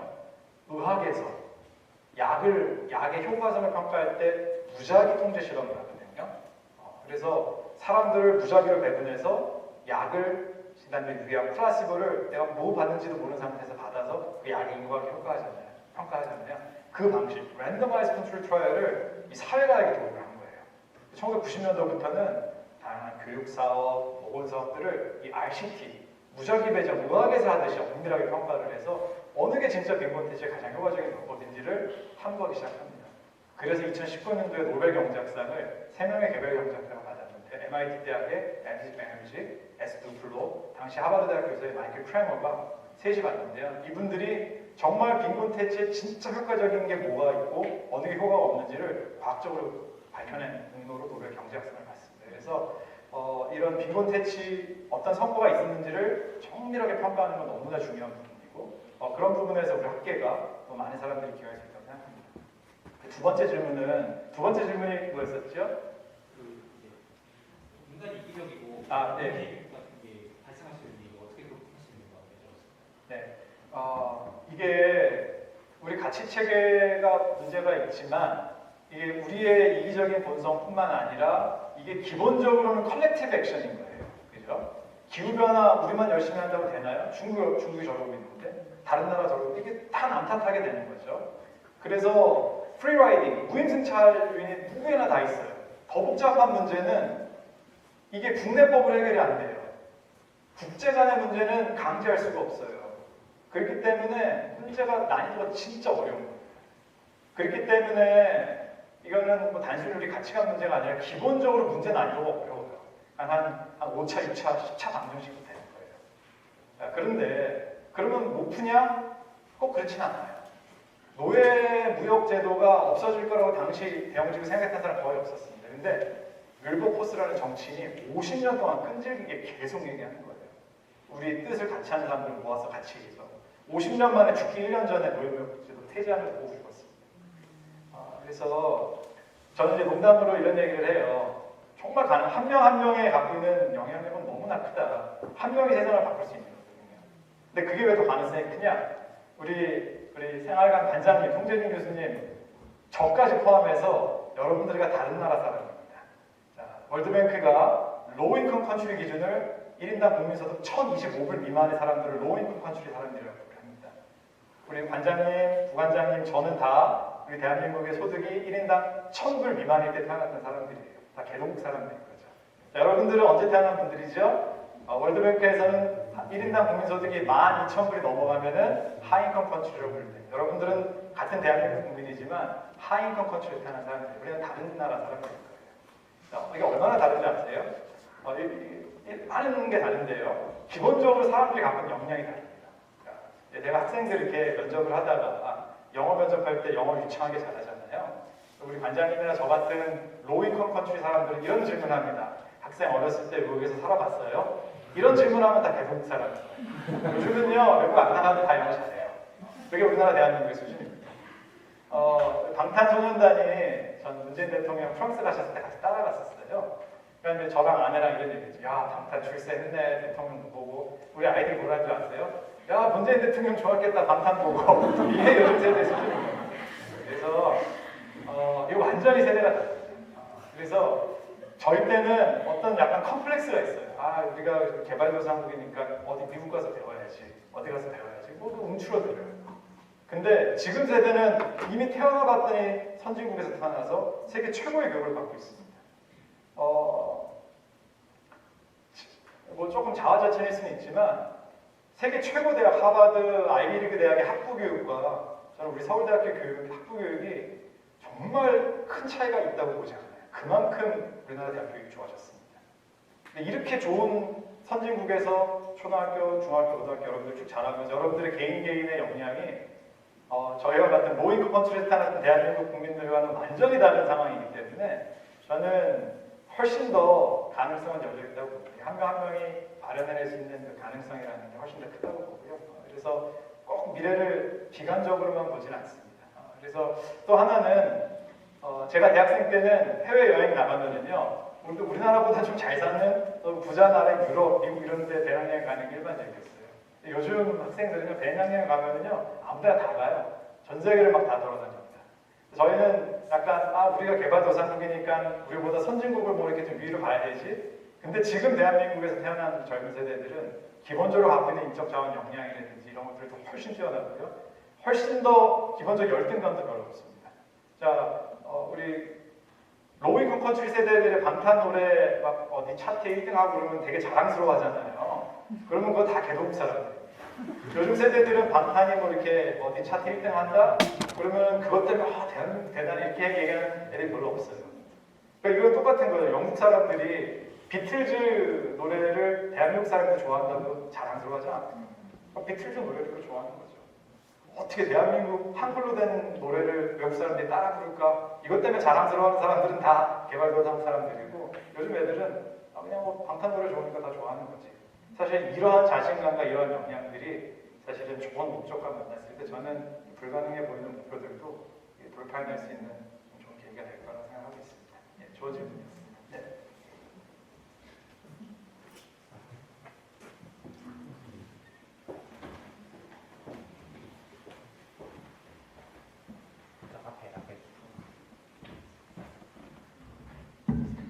네, 저 행정대학원의 배주환입니다. 네, 강연 잘 들었고요. 저는 기본적인 질문 하나 드리려고 했는데요. MDG나 SDG 그 나와 있는 목표들이 보면은 뭐 한예로 기고이나 기아 이런 것들이 개도국이나 아니면은 못 사는 나라의 문제라고 생각하는데요. 선진국에서 이렇게 원조나 이런 것들로 이렇게 전체적 해결을 하는 걸로 지금 제가 이해를 했는데요. 사실은 이렇게 되면은 매년 반복적으로 이렇게 원조가 이루어져야 되는데 추가적으로 해서 개발도상국에서 자체적으로 자생력을 키워가지고 해결할 수 있는 이런 지원하는 그런 프로그램도 있나 싶어서 질문해봤습니다. 되게 좋은 질문이시고요. MDG와 SDG의 차이를 정확하게 지금 잘 말씀해 주셨습니다. MDG는 기본적으로 극빈 퇴치, 보편적 초등교육 달성, 그리고 대한민국이랑 별로 관계없는 겁니다. 선진 국가들과 상관이 없고 기본적으로 최빈 국가들이 MDG를 달성해야 되고 그거를 고소득 국가들은 도와주는 입장이었죠. 그런데 SDG는 좀 다릅니다. 모든 형태의 빈곤을 완전히 없애겠다. 이거는 아프리카 말라의 문제이기도 하지만 대한민국의 문제이기도 합니다. 10번 불평등을 줄이겠다. 아프리카 에티오피아의 문제이기도 하지만 미국 사회 문제이기도 합니다. SDG는 가난한 나라, 중소득 국가, 고소득 국가 할 것 없이 모두의 문제입니다. 그래서 SDG는 이게 가난한 나라들을 상대로 만든 문제가 아니라 인류 모두의 문제를 설정했다는 게 좀 다르고요. 근데 가난한 나라들에게 원조 자꾸 도와주면 너무 의존적이 되는 거 아니냐. 당연히 반대편의 논리는요. 원조에게 해주면 안 된다라는 극단적인 논리까지 있습니다. 잠비아 출신의 여성 경제학자 남비사 모유라는 사람은 죽은 원조라는 책을 써서 이 원조 때문에 자꾸 아프리카 국가들이 의존적이 돼서 이 원조 받으려고 쿠데타 일으키고 책임감도 하나도 없고 원조 받아서 못 쓴다고 원조 공격이 줄지 않잖아요. 시장 작동 원리가 전혀 작동 안 해요. 그래서 원조 받지 말고 채권 시장 가서 채권 발행해라는 거예요. 채권을 발행할 때는 신용이 없으니까 많은 금액을 발행 못 하겠죠. 이자율이 높겠죠. 근데 그거 잘 가꾸면 어떻게 돼요? 더 큰 금액을 더 낮은 이자로 할 수 있잖아요. 어카운터빌리티, 책무성이 작동하기 때문에 돈 원조 받지 말고 채권 발행해라. 국제 파이낸셜 본 마켓으로 가서 발전해야 되는데 이렇게까지 주장하는 사람도 있습니다. 그런데 하나 좀 생각해봐야 될 거는요. 그래서 이제 이쪽은 원조는 여러 가지 내부 갈등도 일으키고 의존적이 되고 책무성도 작동 안 되기 때문에 그 나라에서 자생적으로 시장 원리에 따른 발전들이 잘 일어날 수 있도록 도와주는 역할을 가야 된다라고 얘기하는 사람도 있는데요. 당장 굶어 죽는 사람들, 당장 병으로 죽는 사람들이 있는 상황에서 자생적인 발전이 나올 때까지 한번 기다려보자. homegrown, gradual reform이 디벨롭먼트가 일어날 거를 기다려보자. 그 와중에 사실 당장 도움이 필요한 사람들에 대해서는 어떻게 할 것인지. 두 번째, 자생적인 개혁 발전이 잘 일어나나요? 쉽지 않거든요. 왜냐하면요, 가난한 나라가 계속 그런 상태에 있는 거는 그 안에 또 기득권이 다 있거든요. 그 기득권 그 구조 자체가 있는 한은 자생적인 개혁 발전이 일어나기가 참 어려운 구조도 있습니다. 그래서 양쪽의 입장이 다 일리가 있습니다. 원조의 문제가 되게 많고요. 인센티브도 많이 왜곡을 하고 의존적이 만들고 부패도 얘기하고 하지만 그렇다고 해서 가난한 나라를 스스로 자생적으로 발전할 때까지 기다려보자. 이것도 사실 조금 더 대책이 좀 없는 얘기일 수도 있고요. 또 하나는 우리가 되게 원조를 많이 해준 것 같이 얘기를 하는데요. 원조를 되게 조금 합니다. 실질적으로 이 사하라 이남 아프리카 갖고 있는 모든 문제들을 우리가 트릴리언 달러를 해줬는데 이게 왜 아프리카 계속 가난하냐 이렇게 얘기하는데요. 계산해 보면은요, 아프리카 지난 한 50년 동안에 그 사람 명수들을 나눠도 1년에 한 10불, 15불 정도 주는 거예요. 그 정도 원조를 했습니다. 자, 1인당 아프리카, 사하라나 아프리카에 1인당 15불 주고 나서 기아, 빈곤, 에이즈, 질병 문제, 교육 문제 다 해결되는 걸 기대하는 게 사실 또 그것도 비현실적일 수 있습니다. 그래서 원조를 사실 그 금액 자체가 되게 크지 않은 부분도 있고요. 근데 그 원조가 또 잘못된 원조도 있죠, 분명히. 그렇다고 해서 원조에 의존하지 않고 자생적으로 발전할 수 있게 돕자라고 하는 부분도 그 자생적으로 그거 언제 되는 거예요? 언제까지 기다려야 돼? 그래서 사실은 그 두 개의 논의가 아주 팽팽하게 대립되고 있습니다. 그래서 원조를 더 많이 해야 된다, 원조 줄여야 된다는 입장이 사실 그 두 가지 논리로 계속 싸우고 있는데요. 그래서 2019년도에 노벨 경제학상을 받았던 그 개발공학자 그룹들은 야, 이 거대 담론 답이 안 나온다. 30년 동안 논의했는데 답이 안 나오니까 그냥 우리 작은 프로그램 하나하나, 우리 원조 프로그램 교과서 나눠주고, 우리 옥수수 나눠주고, 그다음에 애들 구충제 나눠주고 이런 효과가 있었는지 프로그램 분석해보고, 그 프로그램이 만약에 과학적으로 효과가 있으면은 더 해주자. 그리고 이 프로그램 효과가 없으면은 원조 비관론자들이 얘기하는 거, 원조를 줄이든지 원조를 바꾸든지 하자. 과학적으로 좀 평가해보자. 이런 논의가 대안적으로 좀 나온 것 같습니다. 네, 우리 여학생 먼저, 그다음에 여학생 하겠습니다. 오늘 세 번째.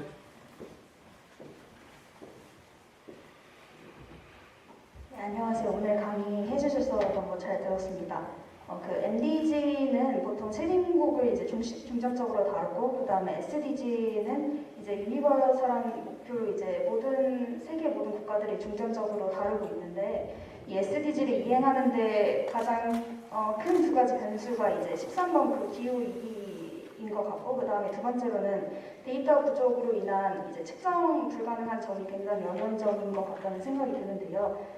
첫 번째 그 기후 위기를 위해서 이제 제27차 당사국 회의가 얼마 전에 열렸었는데, 그때 이제 손실과 피해 보상 기금을 이제 마련하는 것이 중요하다는 담론이 있었었고, 그 다음에 두 번째로는 데이터 부족한 부분에 대해서는 이제 제프리 삭스 연구실에서도 이제 북한에 관한 SDG 리포터를 계속 발간하고 있고, 북한이 이제 자체적으로도 SDG 리포터를 발간해서 우리도 이제 국제사회의 일원이다라는 점을 이제 피력하고 있는데, 이런 데이터 불가능하고 이제 부정확한 점들을 이제 어떻게 모색을 해야 할지 궁금하고, 이제 SDG 시대가 이제 2030년이면 종료가 되는데, 이런 부족한 점들을 넘어서 SDG 이후에는 이제 어떤 점들을 가장 중요하다고 이제 또 개선할 부분이라고 보시는지 궁금합니다.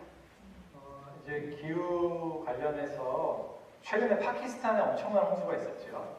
그런데 그런 엄청난 폭우와 홍수가 사실은 기후변화 때문에 야기된다는 건 과학적으로 입증이 됐습니다. 그런데 이제 뭐 프랑스, 뭐 유럽 국가들이 얼마 성금 내겠다 이렇게 얘기하는데요. 실제로 계산해 보니까 파키스탄이 지난 150년 동안 이산화탄소 배출을 해서 기후변화에 야기했던 그 비중은 사실은 1%가 채 안 돼요. 파키스탄은 자기는 아무것도 안 했는데 선진 국가들이 이산화탄소 막 배출하고 화석연료 써가지고 기후변화 만들어서 그 피해는 고스란히 다 파키스탄이 얻게 된 거죠. 그런데 그 피해액에 그 고소득 국가들이 우리가 도와줄게 그 얘기하는 게 4%, 5% 정도 얘기해 준다는 거죠. 너무나 공정하지 못한 거죠. 이 문제를 야기한 국가들이 100% 다 책임을 보상해준 모델을 반해. 그래서 이런 기후 변화 관련된 여러 가지 저스티스 문제, 정의 문제 이런 것들 되게 점점 복잡해지고 있습니다. 그 다음에 두 번째 질문이 뭐였었죠? 그 데이터 데이터. 네. 이게 데이터가 데이터 수집이 정말 쉽지 않습니다. 그래서 이게 SDG가 얼마나 잘 되고 있는지를 보려면 이 데이터를 확보를 해야 되는데, 나라에서 생산하는 데이터들도 사실은 부족한 경우가 많죠. 그래서 많은 국가들이 그런 개발도상국의 데이터, 통계청 역량 강화해 준 사업들도 많이 합니다. 북한이 최근에 자발적으로 우리가 SDG를 이렇게 이행하고 있다는 리포트를 발간을 했어요. 저도 그거 다 한번 검토를 해봤었는데요. 걔네 좀 웃겨요. 자기네들이 잘하고 있는 목표들 있죠. 사회주의 국가로서 이건 엄청나게 막 강조를 하고, 자기네들이 전혀 잘 못하고 있는 SDG 목표들은 주체적으로 SDG를 우리가 받아들이겠다고 해서 그건 다 빼놔요. 물론 자기네들이 잘하고 있다는 것도 얼마나 믿을 수 있을지 잘 모르겠습니다. 그런데 이 데이터 관련해서는요, 한 번 거짓말하기 쉽습니다. 근데 지금 2번 연속으로 거짓말하기 힘들어요. 그래서 거짓말을 안 하는 게 제일 좋아요. 왜냐면은 머리가 천재가 아닌 이상 거짓말이 2번, 3번 반복되면은 그거는 다 잡혀요. 데이터도 마찬가지입니다. 북한에 상주하고 있는 유엔 기구들이 북한이랑 같이 합의한 strategic framework라는 다큐멘트가 있습니다. 여기서 여러 가지 중점이 있는데 그 중에 네 번째 중요한 프라이어리티가 데이터 매니지먼트입니다. 그래서 이 앞으로 우리가 이런 다양한 원조 사업을 할 때 정확하게 측정하고 평가하는 이 데이터 관리 잘 해야 된다. 이거를 북한 정부도 유엔 상주 기구들과 합의를 했었습니다. 자, 그런데 한 번 정도는 속일 수 있겠죠. 평양 지역을 좀 더 많이 이렇게 하고 좀 못 사는 환경도 이런 데는 좀 빼고. 근데요, 그 조사를 두 번 하잖아요. 그럼 그때부터 우리 연구자들이요 찾아낼 수 있어. 이거 좀 왜곡이 될 것 같은데. 그 연구를 데이터 측정을 세 번 하잖아요. 거의 다 찾아낼 수 있습니다. 실제로 시카고 지역에서 애들 공부 못하는 애들 성적 올라가면 선생님들한테 인센티브 주겠다는 프로그램을 했습니다. 근데 시카고 대학교 경제학과 교수들이요 거기서 부정을 일으킨 선생님들 다 찾아냈어요. 데이터 갖고. 왜냐면은 공부 못하는 애들의 점수가 올라가는 패턴이 통계적으로 이상한 거예요. 그래서 그 데이터를 다 분석해봤더니 예를 들어 25문제면은 21번부터 25번까지 나머지 마지막 5문제에서 선생님들이 통계적으로 도저히 설명할 수 없는 조작들에서 발견된 거죠. 그래서 실제로 감옥 가는 분들도 있어요. 그래서 이런 최빈 국가의 데이터 되게 부실합니다. 그래서 그거 자체를 끌어올릴 수 있는 역량을 도와줘야 되지만 한 번 부정확한 데이터지만 그래도 그게 한 번 정기적으로 수집이 되게 되면은 그 안에서 우리가 상당히 많은 정보들도 캐낼 수 있습니다. 그래서 저는 최빈국뿐만 아니라 우리 나중에 이제 북한이 열리게 되면은 이 북한의 다양한 분야, 농업 분야, 교육, 보건 이런 분야에서 기초적인 데이터들을 잘 구축해서 확보하는 게 앞으로 이제 북한 경제 발전이 되게 중요하다고 생각하고 있습니다. 세 번째 질문이 혹시 있었나요? 죄송합니다. 이 두 가지 문제들을 기반으로 이제 SDG 그 다음에 맞아요. 2030년 끝나면 분명히 포스트 SDG 논의가 나오겠죠. 아마 2025년 정도 되면 이제 논의가 나올 겁니다. 그래서 근데 MDG는 8개였다가 SDG는 17개가 됐잖아요. 그 과정에서도 야 우리 SDG 너무 많어. 이거 우리 손가락 10개인데 10개 넘어가면 여기도 힘들어. 이렇게 되는 거예요. 근데 결국은 우리가 다루지 못했던 주제가 많기 때문에 결국은 SDG가 17개까지가 됐어요. 근데 제 생각은 포스트 SDG 논의는 반드시 있을 거고요. 또 2031년부터 2045년 한 15년 정도로 선언하는 목표가 분명히 나올 겁니다.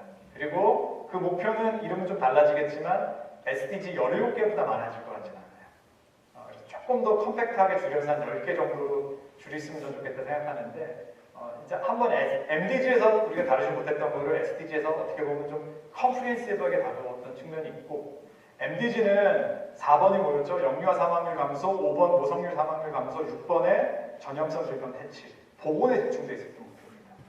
그런데 SDG는 어떻게 됐었죠? 에너지, 그 다음에 책임감 있는 생산과 소비, 기후변화, 수생태계, 육상생태계 가장 많은 목표가 기후변화 환경에 있었습니다. 그래서 SDG는 어떻게 보면 또 환경의 관점에 지금 우리 지구사회가 직면했던 문제이기 때문에 그래서 저는 이런 기조가 계속 좀 유지가 되면서 2031년도 이후에 아젠다가 나오지 않을까 이렇게 생각하고 있습니다. 네, 우리 뒤에 남았습니다. 네, 감사합니다. 제 질문은 교수님께서 강연해 주신 그 주제하고는 좀 빗나갈 수도 있는데 강연 주제랑 다른 질문 해주셨으면 좋겠어요. 저는 딱 질문. 네. 이제 첫 번째 질문은 왜 아프리카만 이렇게 빈곤한가 이건데 예를 들면 우리나라 같은 경우도 나름의 어떤 수진성이라든지 모방 이런 걸 활용해서 그 글로벌 가치 사슬에 이렇게 진입하는 그런 형태로 발전을 했고 다른 아시아 국가들도 그런 경험이 많지 않습니까? 근데 왜 그 아프리카 같은 경우에는 그 글로벌 가치 사슬에 진입해서 나름의 후진성을 활용해서 이렇게 발전하지 못하는지 그리고 제 두 번째 질문은 대한민국 포함해서 그 여러 그 개발도상국들이 그래도 중견국이나 괜찮은 경제 규모를 가진 나라로 그 성장했던 경험으로 비춰봤을 때 사실은 그 SDG에서 이렇게 제시한 어떤 아젠다들하고는 조금 상충되는 방식으로 많이 선진국을 모방하거나 추격하는 방식으로 이렇게 발전했지 않습니까? 근데 SDG 프로그램을 따라갔을 때 실제로 그렇게 잘 살게 될 수 있는지 그게 제 두 번째 질문입니다. 첫 번째 질문이 왜 아프리카는 그런 경험을 따라하지 두 못하는지 번째는 SDG 하면은 진짜 경제 발전할 수 있는지. 네. 되게 좋은 질문이고요. 왜 아프리카는 계속 가난할까? 사실 이 질문은 개발 경제학의 질문만은 아닙니다. 사실 모든 경제학의 질문은 왜 어떤 나라는 부자고 어떤 나라는 가난할까? 이 질문에서부터 시작하는 거예요. 아담 스미스 북부론도 결국은 그 주제입니다. 사실은 모든 경제학의 주제는 사실 원래 개발 경제학의 주제였었습니다. 근데 이제 1940년도에 이제 미시 경제학이 이론적으로 발전하면서 이제 경제학의 주도권이 좀 많이 바뀌었죠. 왜 어느 나라가 부자고 어느 나라가 가난할까? 논의가 크게 한 두세 가지 정도가 있습니다. 근데 지금 가장 주류적인 입장은 결국은 제도 때문에 그렇다. 그래서 포용적인 경제 제도를 갖고 있는 나라들이 결국은 크게 성장하더라. 그러면 그 나라는 어떻게 포용적인 경제 제도를 갖출 수 있었는가? 포용적인 정치 제도, 민주주의가 있었기 때문입니다. 그래서 이걸 이제 제도주의적 경제주의의 설명이라고 하는데요. 2013년도에 나왔던 우리 학생들한테 꼭 한번 권고하고 싶은 책이 왜 국가는 실패하는가? Why Nations Fail 이라는 책이 있습니다. 데런 앤셀러 블러 MIT 대학 교수랑 로빈슨 하버드 정치학과 교수가 쓴 책인데요. 이 책이 국가의 흥망성쇠를 지난 인류의 한 5,000년 역사를 쭉 분석하면서 결국은 제도, 포용적인 경제 정치 제도가 이 흥망성쇠를 설명하는 핵심이 아닌가라고 얘기를 합니다. 근데 또 반대편에는 또 다른 입장이 있어요. 그 제도가 중요한 게 아니라 지리 환경이 중요한 거야. UCLA의 자레드 다이먼드 교수가 있는데 세계적인 석학입니다. 이분이 썼던 보통은 이제 우리 고등학생 때 아마 여러분들 많이 추천 도서 읽었을 텐데요. 총균세. 왜 도대체 유럽이 식민지 열강을 제패했을까? 결국은 지리적인 환경에서 그걸 찾습니다. 그래서 아프리카는 기본적으로 가축화할 수 있는 동물도 없고 농사 지을 수 있는 품종도 없었던 거예요.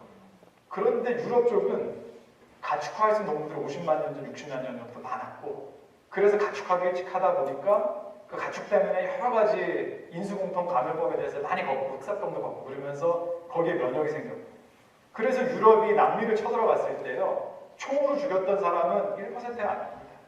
99%의 사람들은 균, 전염성 여러 가지 유럽에 있었던 그 병영군 때문에 다 죽은 거거든요. 그래서 이 자레드 다이먼드 같이 지리, 환경 지리를 강조하는 데 입장이 있습니다. 그래서 지금 그 질문은 한 몇백 년 된 질문이에요. 그래서 그 질문에 대한 답을 저한테 쉽게 구한다는 것 자체도 그렇게 답변해서 답이 안 되고요. 그 질문을 했을 때 어떤 사람이 이거는 이래서 그렇습니다. 그러면 딱 이렇게 생각하시면 돼요. 저 사람 사기꾼이구나. 이렇게 생각하면 돼요. 이게 쉽게 답할 수 있는 문제가 아니에요. 그런데 책을 읽어보시면 좋겠어요. 국가는 왜 실패하는가? Why Nations Fail은 제도주의 경제적 전환에 설명한 거고 아니야. 지리 환경을 봐야 되는 총균세 한번 보시면 좋겠어요. 근데 총균세 쓴 다음에 자레드 다이먼드가 썼던 대붕괴라는 책이 있습니다. 컬랩스라는 책이 있는데요. 번역된 책으로 한 800페이지 정도 됩니다. 이건 딱 우리가 베개 배구 자격이 딱 좋은 책 두 개인데요. 읽으면은 한 번에 다 보게 돼요. 너무 재밌어서 다 보게 됩니다. 그래서 이런 제도주의를 강조하는 입장과 환경을 강조하는 입장 이렇게 좀 보시면 좋겠고요. 이 모든 게 다 중요하다고 얘기하는 입장이 또 제프리 삭스 교수님 입장입니다. 그래서 제프리 삭스 교수님 최근에 썼던 책이 제도, 기술, 그 다음에 질이라는 책이 있습니다. 그래서 그 책 한번 보시면은 지금 갖고 있었던 질문에 대해서 얘기할 수 있어요. 어느 정도 본인의 답을 찾아갈 수 있을 것 같고요. 이거 SDG 목표대로 발전하는 게 경제성장 맞죠?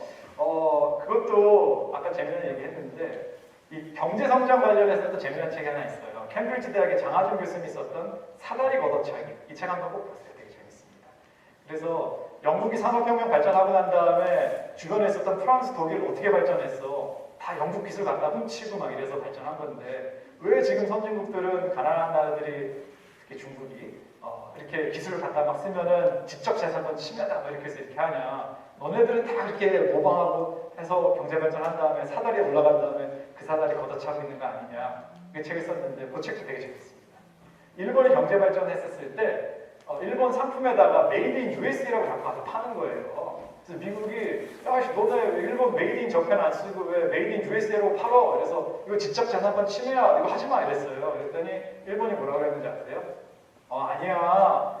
우리 이거 자세히 봐. 메이드 인 U.S.A가 아니라 메이드 인 USA잖아. 우리 일본에 우사라는 지역이 있어. 거기서 만든 제품이야. 이렇게 얘기했어요. 그래서 이게 지금 경제 성장에 대해서 사실 되게 어려운 문제예요. 그리고 특히 이제 SDG는 경제 발전만 얘기하는 건 아니잖아요. 우리가 사회 발전, 인간 발전 포괄적으로 다 얘기하면서 환경까지 얘기하는 부분이기 때문에 그렇기 때문에 사실은 원래부터 중요하게 했던 경제 성장이 MDG에서는 없었다가 그래서 SDG에는 8번으로 들어온 겁니다. 그래서 이 SDG대로 그대로 하면은 경제 성장하는 거 맞아? 그건 아니라 SDG는 기본적으로 큰 기둥이 3개예요. 경제 성장 기둥이 하나 있고 그다음에 사회 발전 기둥이 하나 있고 포용적인 사회 마지막으로 지속 가능한 사회. 그래서 이 크게 3개의 기둥을 우리가 다 목표를 추구하고 있는 거죠. 그래서 오히려 질문을 이 경제 성장 열심히 추구하다 보면은 이 환경이나 사회 쪽이 좀 이렇게 소홀해지는 거 아니야? 서로 이렇게 충돌이 되는 거 아니야? 하지만 이게 또 시너지를 낼 수 있다 아까 얘기를 했었죠. 그래서 이 경제 성장하는 부분에 대해서는 조금 더 원론적인 얘기는 그 사다리 걷어차기 책도 한번 재밌습니다. 제가 좀 추천드리고 싶습니다. 네. 그리고 개인적으로 질문 받기 전에 왜 아프리카인가? 우리 이제 기숙사 생활하시잖아요. 아까 제가 처음에 제가 이제 전공을 개발 경제학으로 잘 정하게 된 것도 책에서 좋은 선생님 만나고 또 우리 서울대 유영환 교수님이 또 좋은 지도도 해주시고 그 다음에 또 미국에 가서 제프리 sak스 교수님 같은 좋은 선생님 만나고 그래서 여러분들의 인생에서 좋은 선생님 만나는 것만큼 큰 축복이 없어요. 그래서 여러분들에게 진로를 고민할 때 진짜 선생님들 많이 찾아가셔요. 일단 서울대 교수님도 바쁘셔요. 그래서 선생님들이 찾아와서 여러분들 지도는 해주진 않으실 거예요. 근데 이메일 보내고 상담하고 싶습니다. 저 물어볼 게 있습니다. 이렇게 하면은 마다할 선생님은 없습니다. 근데 여러분들 고민들 막 친구들이랑 백날 얘기해봤자 별로 좋은 거 안 나와요. 선생님 한 번 만나는 게 훨씬 좋습니다. 그래서 선생님들도 많이 찾아갔으면 좋겠다는 얘기 좀 드리고요. 왜 제가 말라위를 처음 가게 됐을까? 그거는 친구예요, 친구. 저는 기숙사 생활하는 거에 가장 큰 또 장점 중에 하나가 다양한 또 좋은 친구들 만날 수 있는 기회가 많을 거예요. 경제학과에 있는 친구들은 경제학과 전공 애들만 만나게 되죠. 근데 저는 4년 기숙사 생활 하니까요. 2학년 때 같이 밤 썼던 애는 락밴드의 베이스 기타 치는 애였는데요. 사상 자체가 상당히 불온했어요. 주류경제를 싫어해요. 일단 문학도였는데 결국은 지금은 막스 경제학 전공에서 미국에서 완전히 좌파 스쿨의 경제학과 막스 경제학 교수님 됐어요. 또 3학년 때 만났던 친구는 얘도 글 쓰는 거 좋아해서 KBS 기자가 됐어요. 또 어떤 친구는 의사가 됐고. 그래서 사실 이렇게 기숙사 생활을 하면은 우리가 전공별로 만나는 거 아니잖아요. 그래서 같이 사는 게 좀 힘들지만 좋은 친구들을 다양하게 만날 수 있다는 장점이 있습니다. 제가 이제 콜롬비아 대학교 유학을 갔는데 거기서 좋은 친구를 만났어요. 이제 지금 홍콩 과학기술대학에 있는 김현철 교수라고 있는데 정말 대단한 분이에요. 이분은 연세대 의과대학 졸업한 의사예요. 근데 자기는 환자를 치료하는 의사가 아니라 사회를 치료하는 의사가 되고 싶다고 경작을 선택했어요. 대단한 분이시죠. 그래서 2007년도에 정말 우연치 않게 같이 뉴욕에 유학을 가게 된 거예요. 그래서 이제 그 김현철 교수님이랑 야, 우리 한번 말라에 가서 우리 한번 이런 사업 해보자. 에이즈 예방 사업 한번 해보자. 우리 임산부 영양 사업 한번 해보자. 이렇게 의기투합을 해서 정말 친구 따라 강남 간게 아니라 친구 따라 아프리카를 가게 됐어요. 그래서 정말 좋은 친구들을 지금 이 시기에 만나는 게 저는 인생의 큰 축복인 것 같아요. 여러분들 나중에 이제 대학 졸업하고 사회 나가서는요 좋은 친구 만나기가 어렵습니다. 제가 왜 그런가 생각해봤더니 졸업하고 나서는 이해관계가 다 겹쳐요. 직장에서 만나는 사람 어디서 만나면은 다 이해관계 때문에 만나는 경우가 많기 때문에 그거 자체가 정말 좋은 친구로 발전하게 보여요. 근데 지금은 여러분들 뭐 제가 공부 얼마나 잘하니까 친구야지 뭐 이런 게 아니죠. 제가 돈을 얼마나 많이 버니까 제가 내 취업에 도움이 되는 이런 게 아니잖아요. 그러니까 정말 아무런 자신의 이해관계가 없이 순수할 때 만날 수 있었던 친구를 사귈 수 있는 기간은 그렇게 많지 않습니다. 그래서 지금 이렇게 좋은 친구들 만나는 게 저는 지금 또 우리 대학생한테 누릴 수 있는 되게 큰 특권인 것 같아요. 아까 제가 우리 학생한테 서울대 들어왔을 때 딱 입학 통지 받았을 때 우리 학생 어땠어요 기분이? 딱 합격했다 그러면 기분이 어떻던가요? 뭐 어리벙벙하고 이게 꿈인가 생신가 하고 막 그러죠. 몇 년을 정말 서울대학교 오고 싶어서 공부했는데 그걸 이뤄낸 거잖아요. 너무 기쁘죠. 근데 지금은 어때요? 지금 내가 서울대학교 다녀서 막 너무 기쁘고 막 자랑스럽고 지금 그래요? 지금은 어때요? 별 생각 없지. 그냥 또 맞아. 뭐 내가 다니는 학교인데. 이게 다 그래요. 이거 왜 그러냐면은 뭐 여러 가지 이유가 있겠지만 뭐 심리적으로 설명할 수 있겠지만 기본적으로 저희들의 가치가 서울대보다 훨씬 크기 때문에 그런 거예요. 그래서 제가 이렇게 물어볼 수 있겠죠. 우리 학생 본인의 가치가 얼마라고 생각하세요? 얼마쯤 되는 것 같아요, 본인이? 내 가치는 얼마다?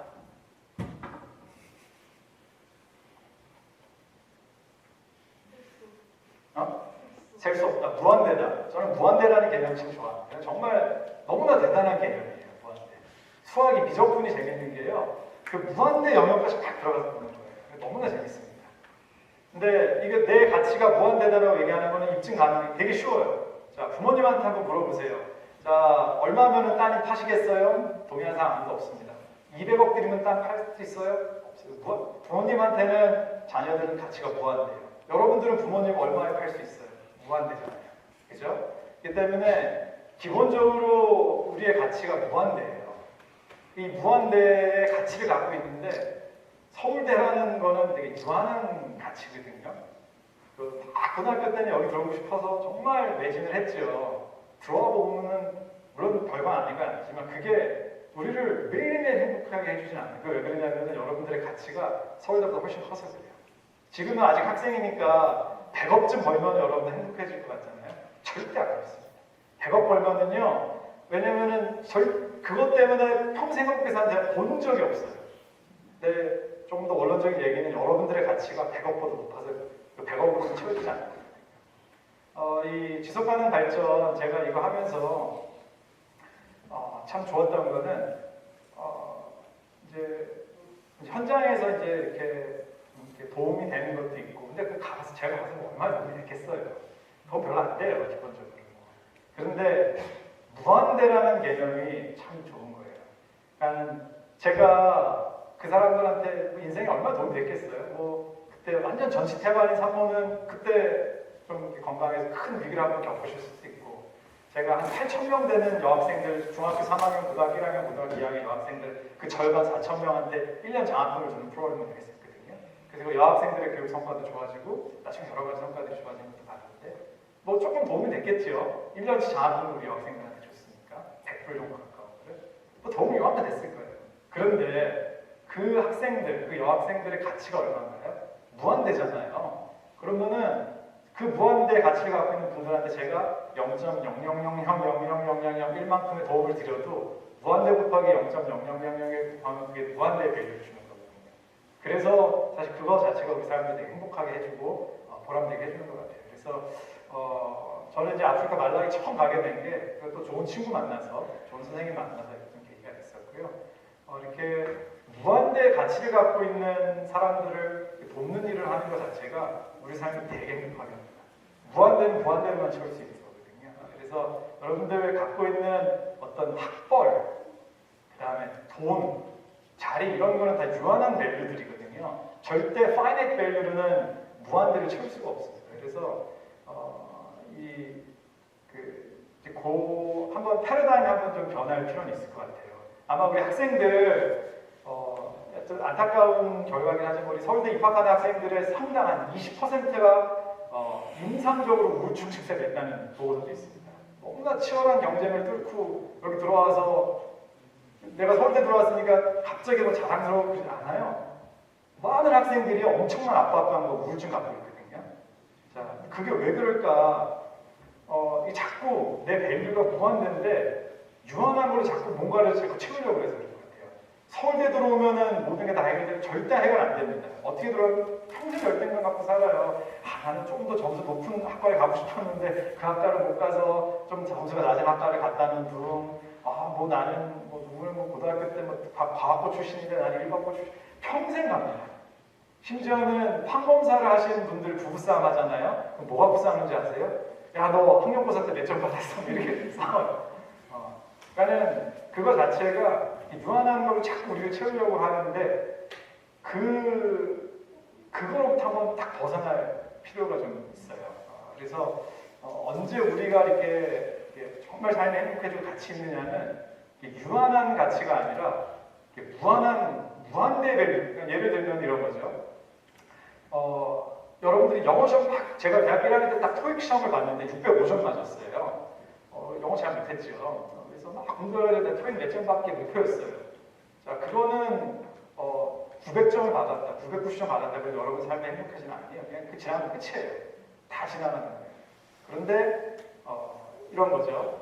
무한대 밸류를 줄 수 있는 것들은 부모님이랑 좋은 시간을 보냈다. 그건 평생 기억에 남는 거거든요. 자녀들이 있는 분들은 애기 어렸을 때 어디 손잡고 갔는데 뭐 이렇게 좋았다. 이런 것들은 사실 다 무한대의 밸류가 있는 거기 때문에 거기에 엄청난 디스카운트 팩터들이 곱해지더라도 그건 여전히 무한대로 남아서 우리 삶이 되게 행복해지는 거거든요. 그래서 여러분들 이제 학생 생활 하실 때 내가 막 추구하는 게 무한대의 밸류를 갖고 있는 건지 아니면 유한한 밸류를 갖고 있는 건지를 한번 좀 생각해 보시면 좋겠어요. 그래서 저는 좋은 선생님 만나는 거, 좋은 친구들 사귀어서 우정 나누고 얘기하는 거 이런 것들은 다 무한대 밸류예요. 그래서 평생 기억에 남고 계속 우리 사람들을 이렇게 행복하게 해주는 거고요. 그러면 내가 막 경쟁해서 뭐 해야지 이겨도 좋고 아니어도 되는데 결국 그거는 다 없어져 버리는 거거든요. 그래서 그걸 한번 좀 생각해 봤으면 좋겠고요. 또 하나는 우리가 되게 인정받고 싶어 하는 게 있거든요. 근데 그것도 저는 좀 한번 생각해 봤어요. 헤겔은요, 독일의 철학자 헤겔은 인류 역사의 발전 원동력을 인정받고 싶어하는 욕구에서 인류 역사가 발전했다고 얘기합니다. Struggle for recognition으로 설명합니다. 그만큼 우리 인정받고 싶어해요. 그런데 제가 한번 간만에 생각해 보니까 내가 인정을 받고 싶은 사람들 있잖아요. 그 사람들은 사실 여러분들 별로 관심이 없어요. 그래서 여러분들 뭐 했는지 신경도 안 써요. 근데 그런 사람들한테 인정받겠다고 막 여러분 손 막 갈아먹어요. 자, 그런 사람들은 일단 기본적으로 여러분들 관심이 없고요. 그 다음에 여러분들이 뭐 해내잖아요? 그럼 기본적으로 인정을 잘 안 해줘요. 아이씨, 너 부잣집에서 태어나서 그거 다 하는 거지. 네가 가난한 집에서 태어나서 그거 되겠어? 여러분들의 관심도 없고, 그 다음에 여러분들의 성과를 다 깎아내려요. 그런 조직과 그런 사람들에게 어떻게든 인정받아보겠다고 여러분들의 귀중한 시간을 가지고 막 소망하거든요. 근데 여러분들을 늘 인정해주는 사람 사실 있어요. 가족은 여러분들이 잘하거나 못하거나 무조건 여러분들 최고예요. 근데 이미 여러분들을 제대로 인정해주고 엄청나게 인정해주는 사람들은 여러분들의 안중이 없어요. 그리고 기본적으로 여러분들이 관심이 없는, 그리고 여러분들한테 인정 제대로 해주지도 않는 조직과 그런 사람들한테 내가 인정을 좀 받아보겠다고 막 스트러글링을 한단 말이에요. 내가 우리 대학원 학생들 중에서 내가 자대 출신이 아니어서 무시를 당하나?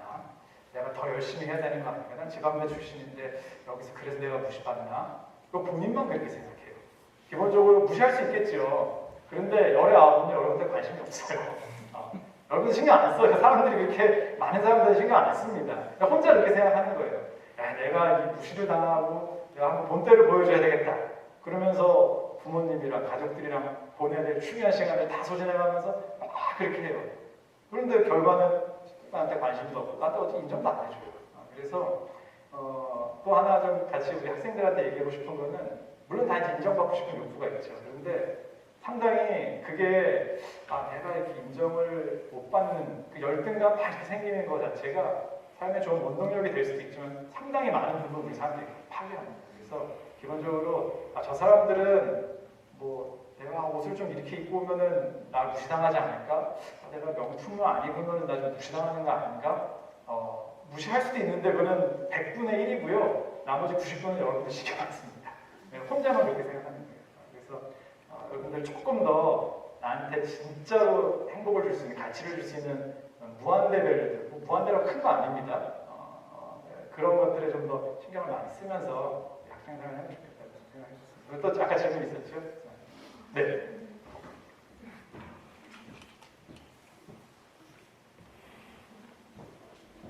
살짝 마지막에 무한대 얘기하셔가지고 제가 무슨 질문이었는지 살짝 까먹었었는데요.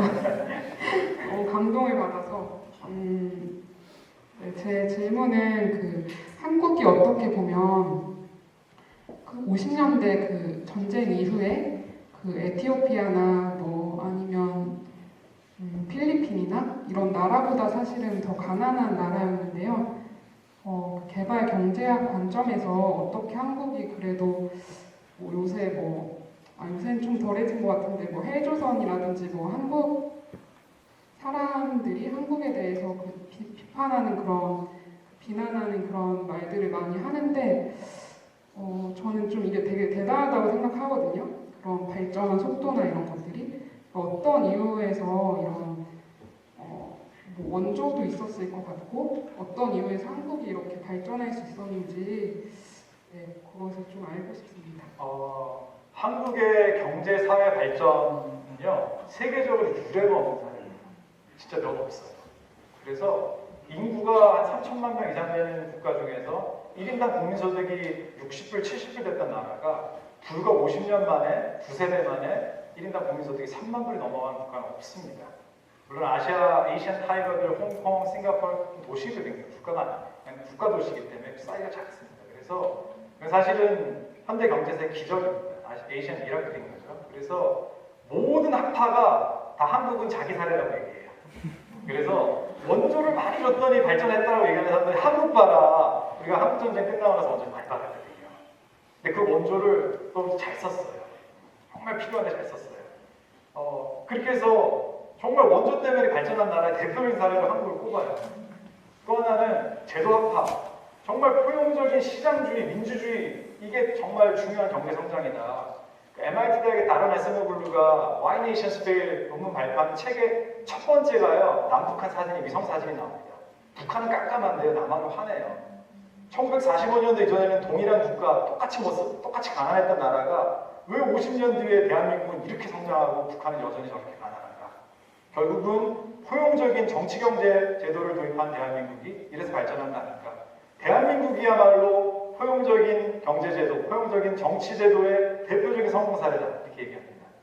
또 한편으로는 아니 제도가 중요한 게 아니라 국가 주도의 강력한 드라이브가 있어야지 경제가 발전하는 거지 시장에만 맡겨놓으면 되나? 그것도 우리 대한민국이에요. 박정희 정부의 디벨롭먼트 스테이트의 강력한 리더십으로 이렇게 됐다.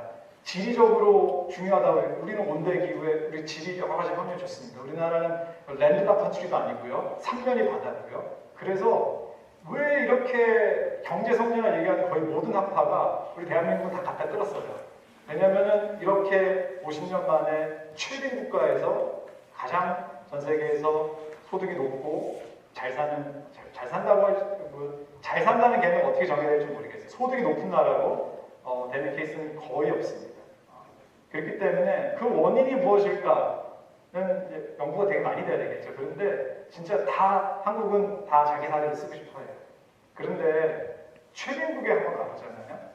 그러면은 다 진짜 한국에 대해서 배우고 싶어 하고 되게 우호적이에요. 그래서 이 아프리카에 가보면은 영국이나 이런 유럽에서 오잖아요. 그러면 일단 양가 감정이 있어요. 원조 도와주는 건 고마운데 너네 우리 옛날에 시민집 했었잖아. 이거 그거보다 훨씬 더 많이 보상해야 돼. 이것도 원조 통해서 우리 더 착취하려고 그러는 거 아니야? 기본적으로 정서가 좀 안 좋습니다. 중국은요 요즘 원조 많이 하는데요. 일단 중국은 기본적으로 와서 너무 돈을 많이 받아요. 자기네 사람들 막 10만 명 사람 데리고 와서 이주시키고 자기네 사람 고용해서 하고 노골적으로 이제 경제적 이익을 추구하고 원조를 해서 또 아프리카 사람들이 그걸 좋아하지 않습니다. 그런데 아프리카고 동남아시아고 어디든 간에 일단 기본적으로 한국 경제발전, 사회발전 모델에 대한 선망이 있습니다. 야, 너네 우리보다 더 가난했던 나라인데 옛날에 한국전쟁 때 우리가 에티오피아 너네 도와줬잖아. 근데 너는 어떻게 이렇게 식민 통치도 받고 나라가 가난하고 내전이 있어서 나라가 다 망가졌는데 이렇게 나라가 발전할 수 있었는가? 그래서 기본적으로 한국을 되게 많이 배우고 싶어 해요. 그래서 여러분들이 앞으로 한국 사회에서 활동하실 수 있지만 특히 개발도상국으로 여러분들이 시야를 넓혀서 여러분들이 나가시게 되면요. 사실 여러분들과 같이 일하고 싶어하고 여러분들로부터 배우고 싶어하는 분들이 되게 많습니다. 그래서 사실 한국의 발전 사례는 어떤 특정한 이론으로 설명하기에는 정말 어려운 어떻게 보면 하나의 기적이었다. 모든 게 다 천일조가 다 딱 맞춰져서 이렇게 일어나는 게 아닌가 싶습니다. 그래서 지금은 우리 청년들이 또 우리 불평등도 점점 심해지고 소득이 35,000불 됐다고 우리 1인당 국민소득 60불, 70불에 비해서 500배, 1000배 더 행복해지는 건 절대 아니죠. 오히려 더 불행해지고 더 괴로워지고 불평등이 많아지고 그렇죠. 하지만 그 50년 안에 이룩해냈던 경제발전, 사회발전 이 부분은 세계에 유례가 없는 그 부분에 대해서는 뭐 국뽕이다 뭐 이렇게 너무 하는 거 아니야? 그렇지 않습니다. 객관적인 팩트입니다. 그래서 이런 한국의 모델을 가난한 개발도상국들은 너무나 배우고 싶어하고 근데 그의 이유들은 하나로 설명하기 좀 어렵겠죠.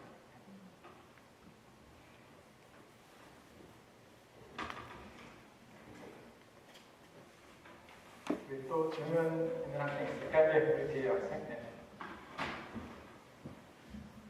안녕하세요. 오늘 강연 잘 들었습니다. 근데 경제 환경이 계속 빠르게 변화하고 있잖아요. 그리고 지금 코로나도 그렇고 그 이후에 계속되는 경제 저성장 기조도 그렇고. 근데 어쨌든 어떤 나라가 성장하기 위해서는 그런 전체적인 자원이 배분이 돼야 되는 거고 선진국들도 계속 그 높은 수준에 있어도 더 발전하려고 하는데 전 세계가 힘을 합쳐서 다 같이 성장하는 게 가능한 것으로 보시는지 그런 국가들의 노력이 좋은 결과를 낼 수 있을지 궁금합니다. 이제 경제 성장 관련돼서는 처음에 경제 발전 단계가 되게 작고 이제 적었을 때는 그 성장률이 되게 가파르죠. 우리나라 70년대는 막 연평균 경제 성장률 9%, 10% 있었잖아요. 근데 지금은 1, 2%도 잘 안 나오잖아요. 그래서 이게 성장률이 이렇게 꺾이는 거는 뭐 당연한 거고요. 이제 그 안에서도 계속 이제 지속적으로 어떻게 성장을 해야 될 것인지 고민을 해야 되겠죠. 이 경제 성장과 관련된 많은 논의들이 있었습니다. 1950년대에는 피지컬 캐피탈을 막 누면은 경제 성장한다고 생각합니다.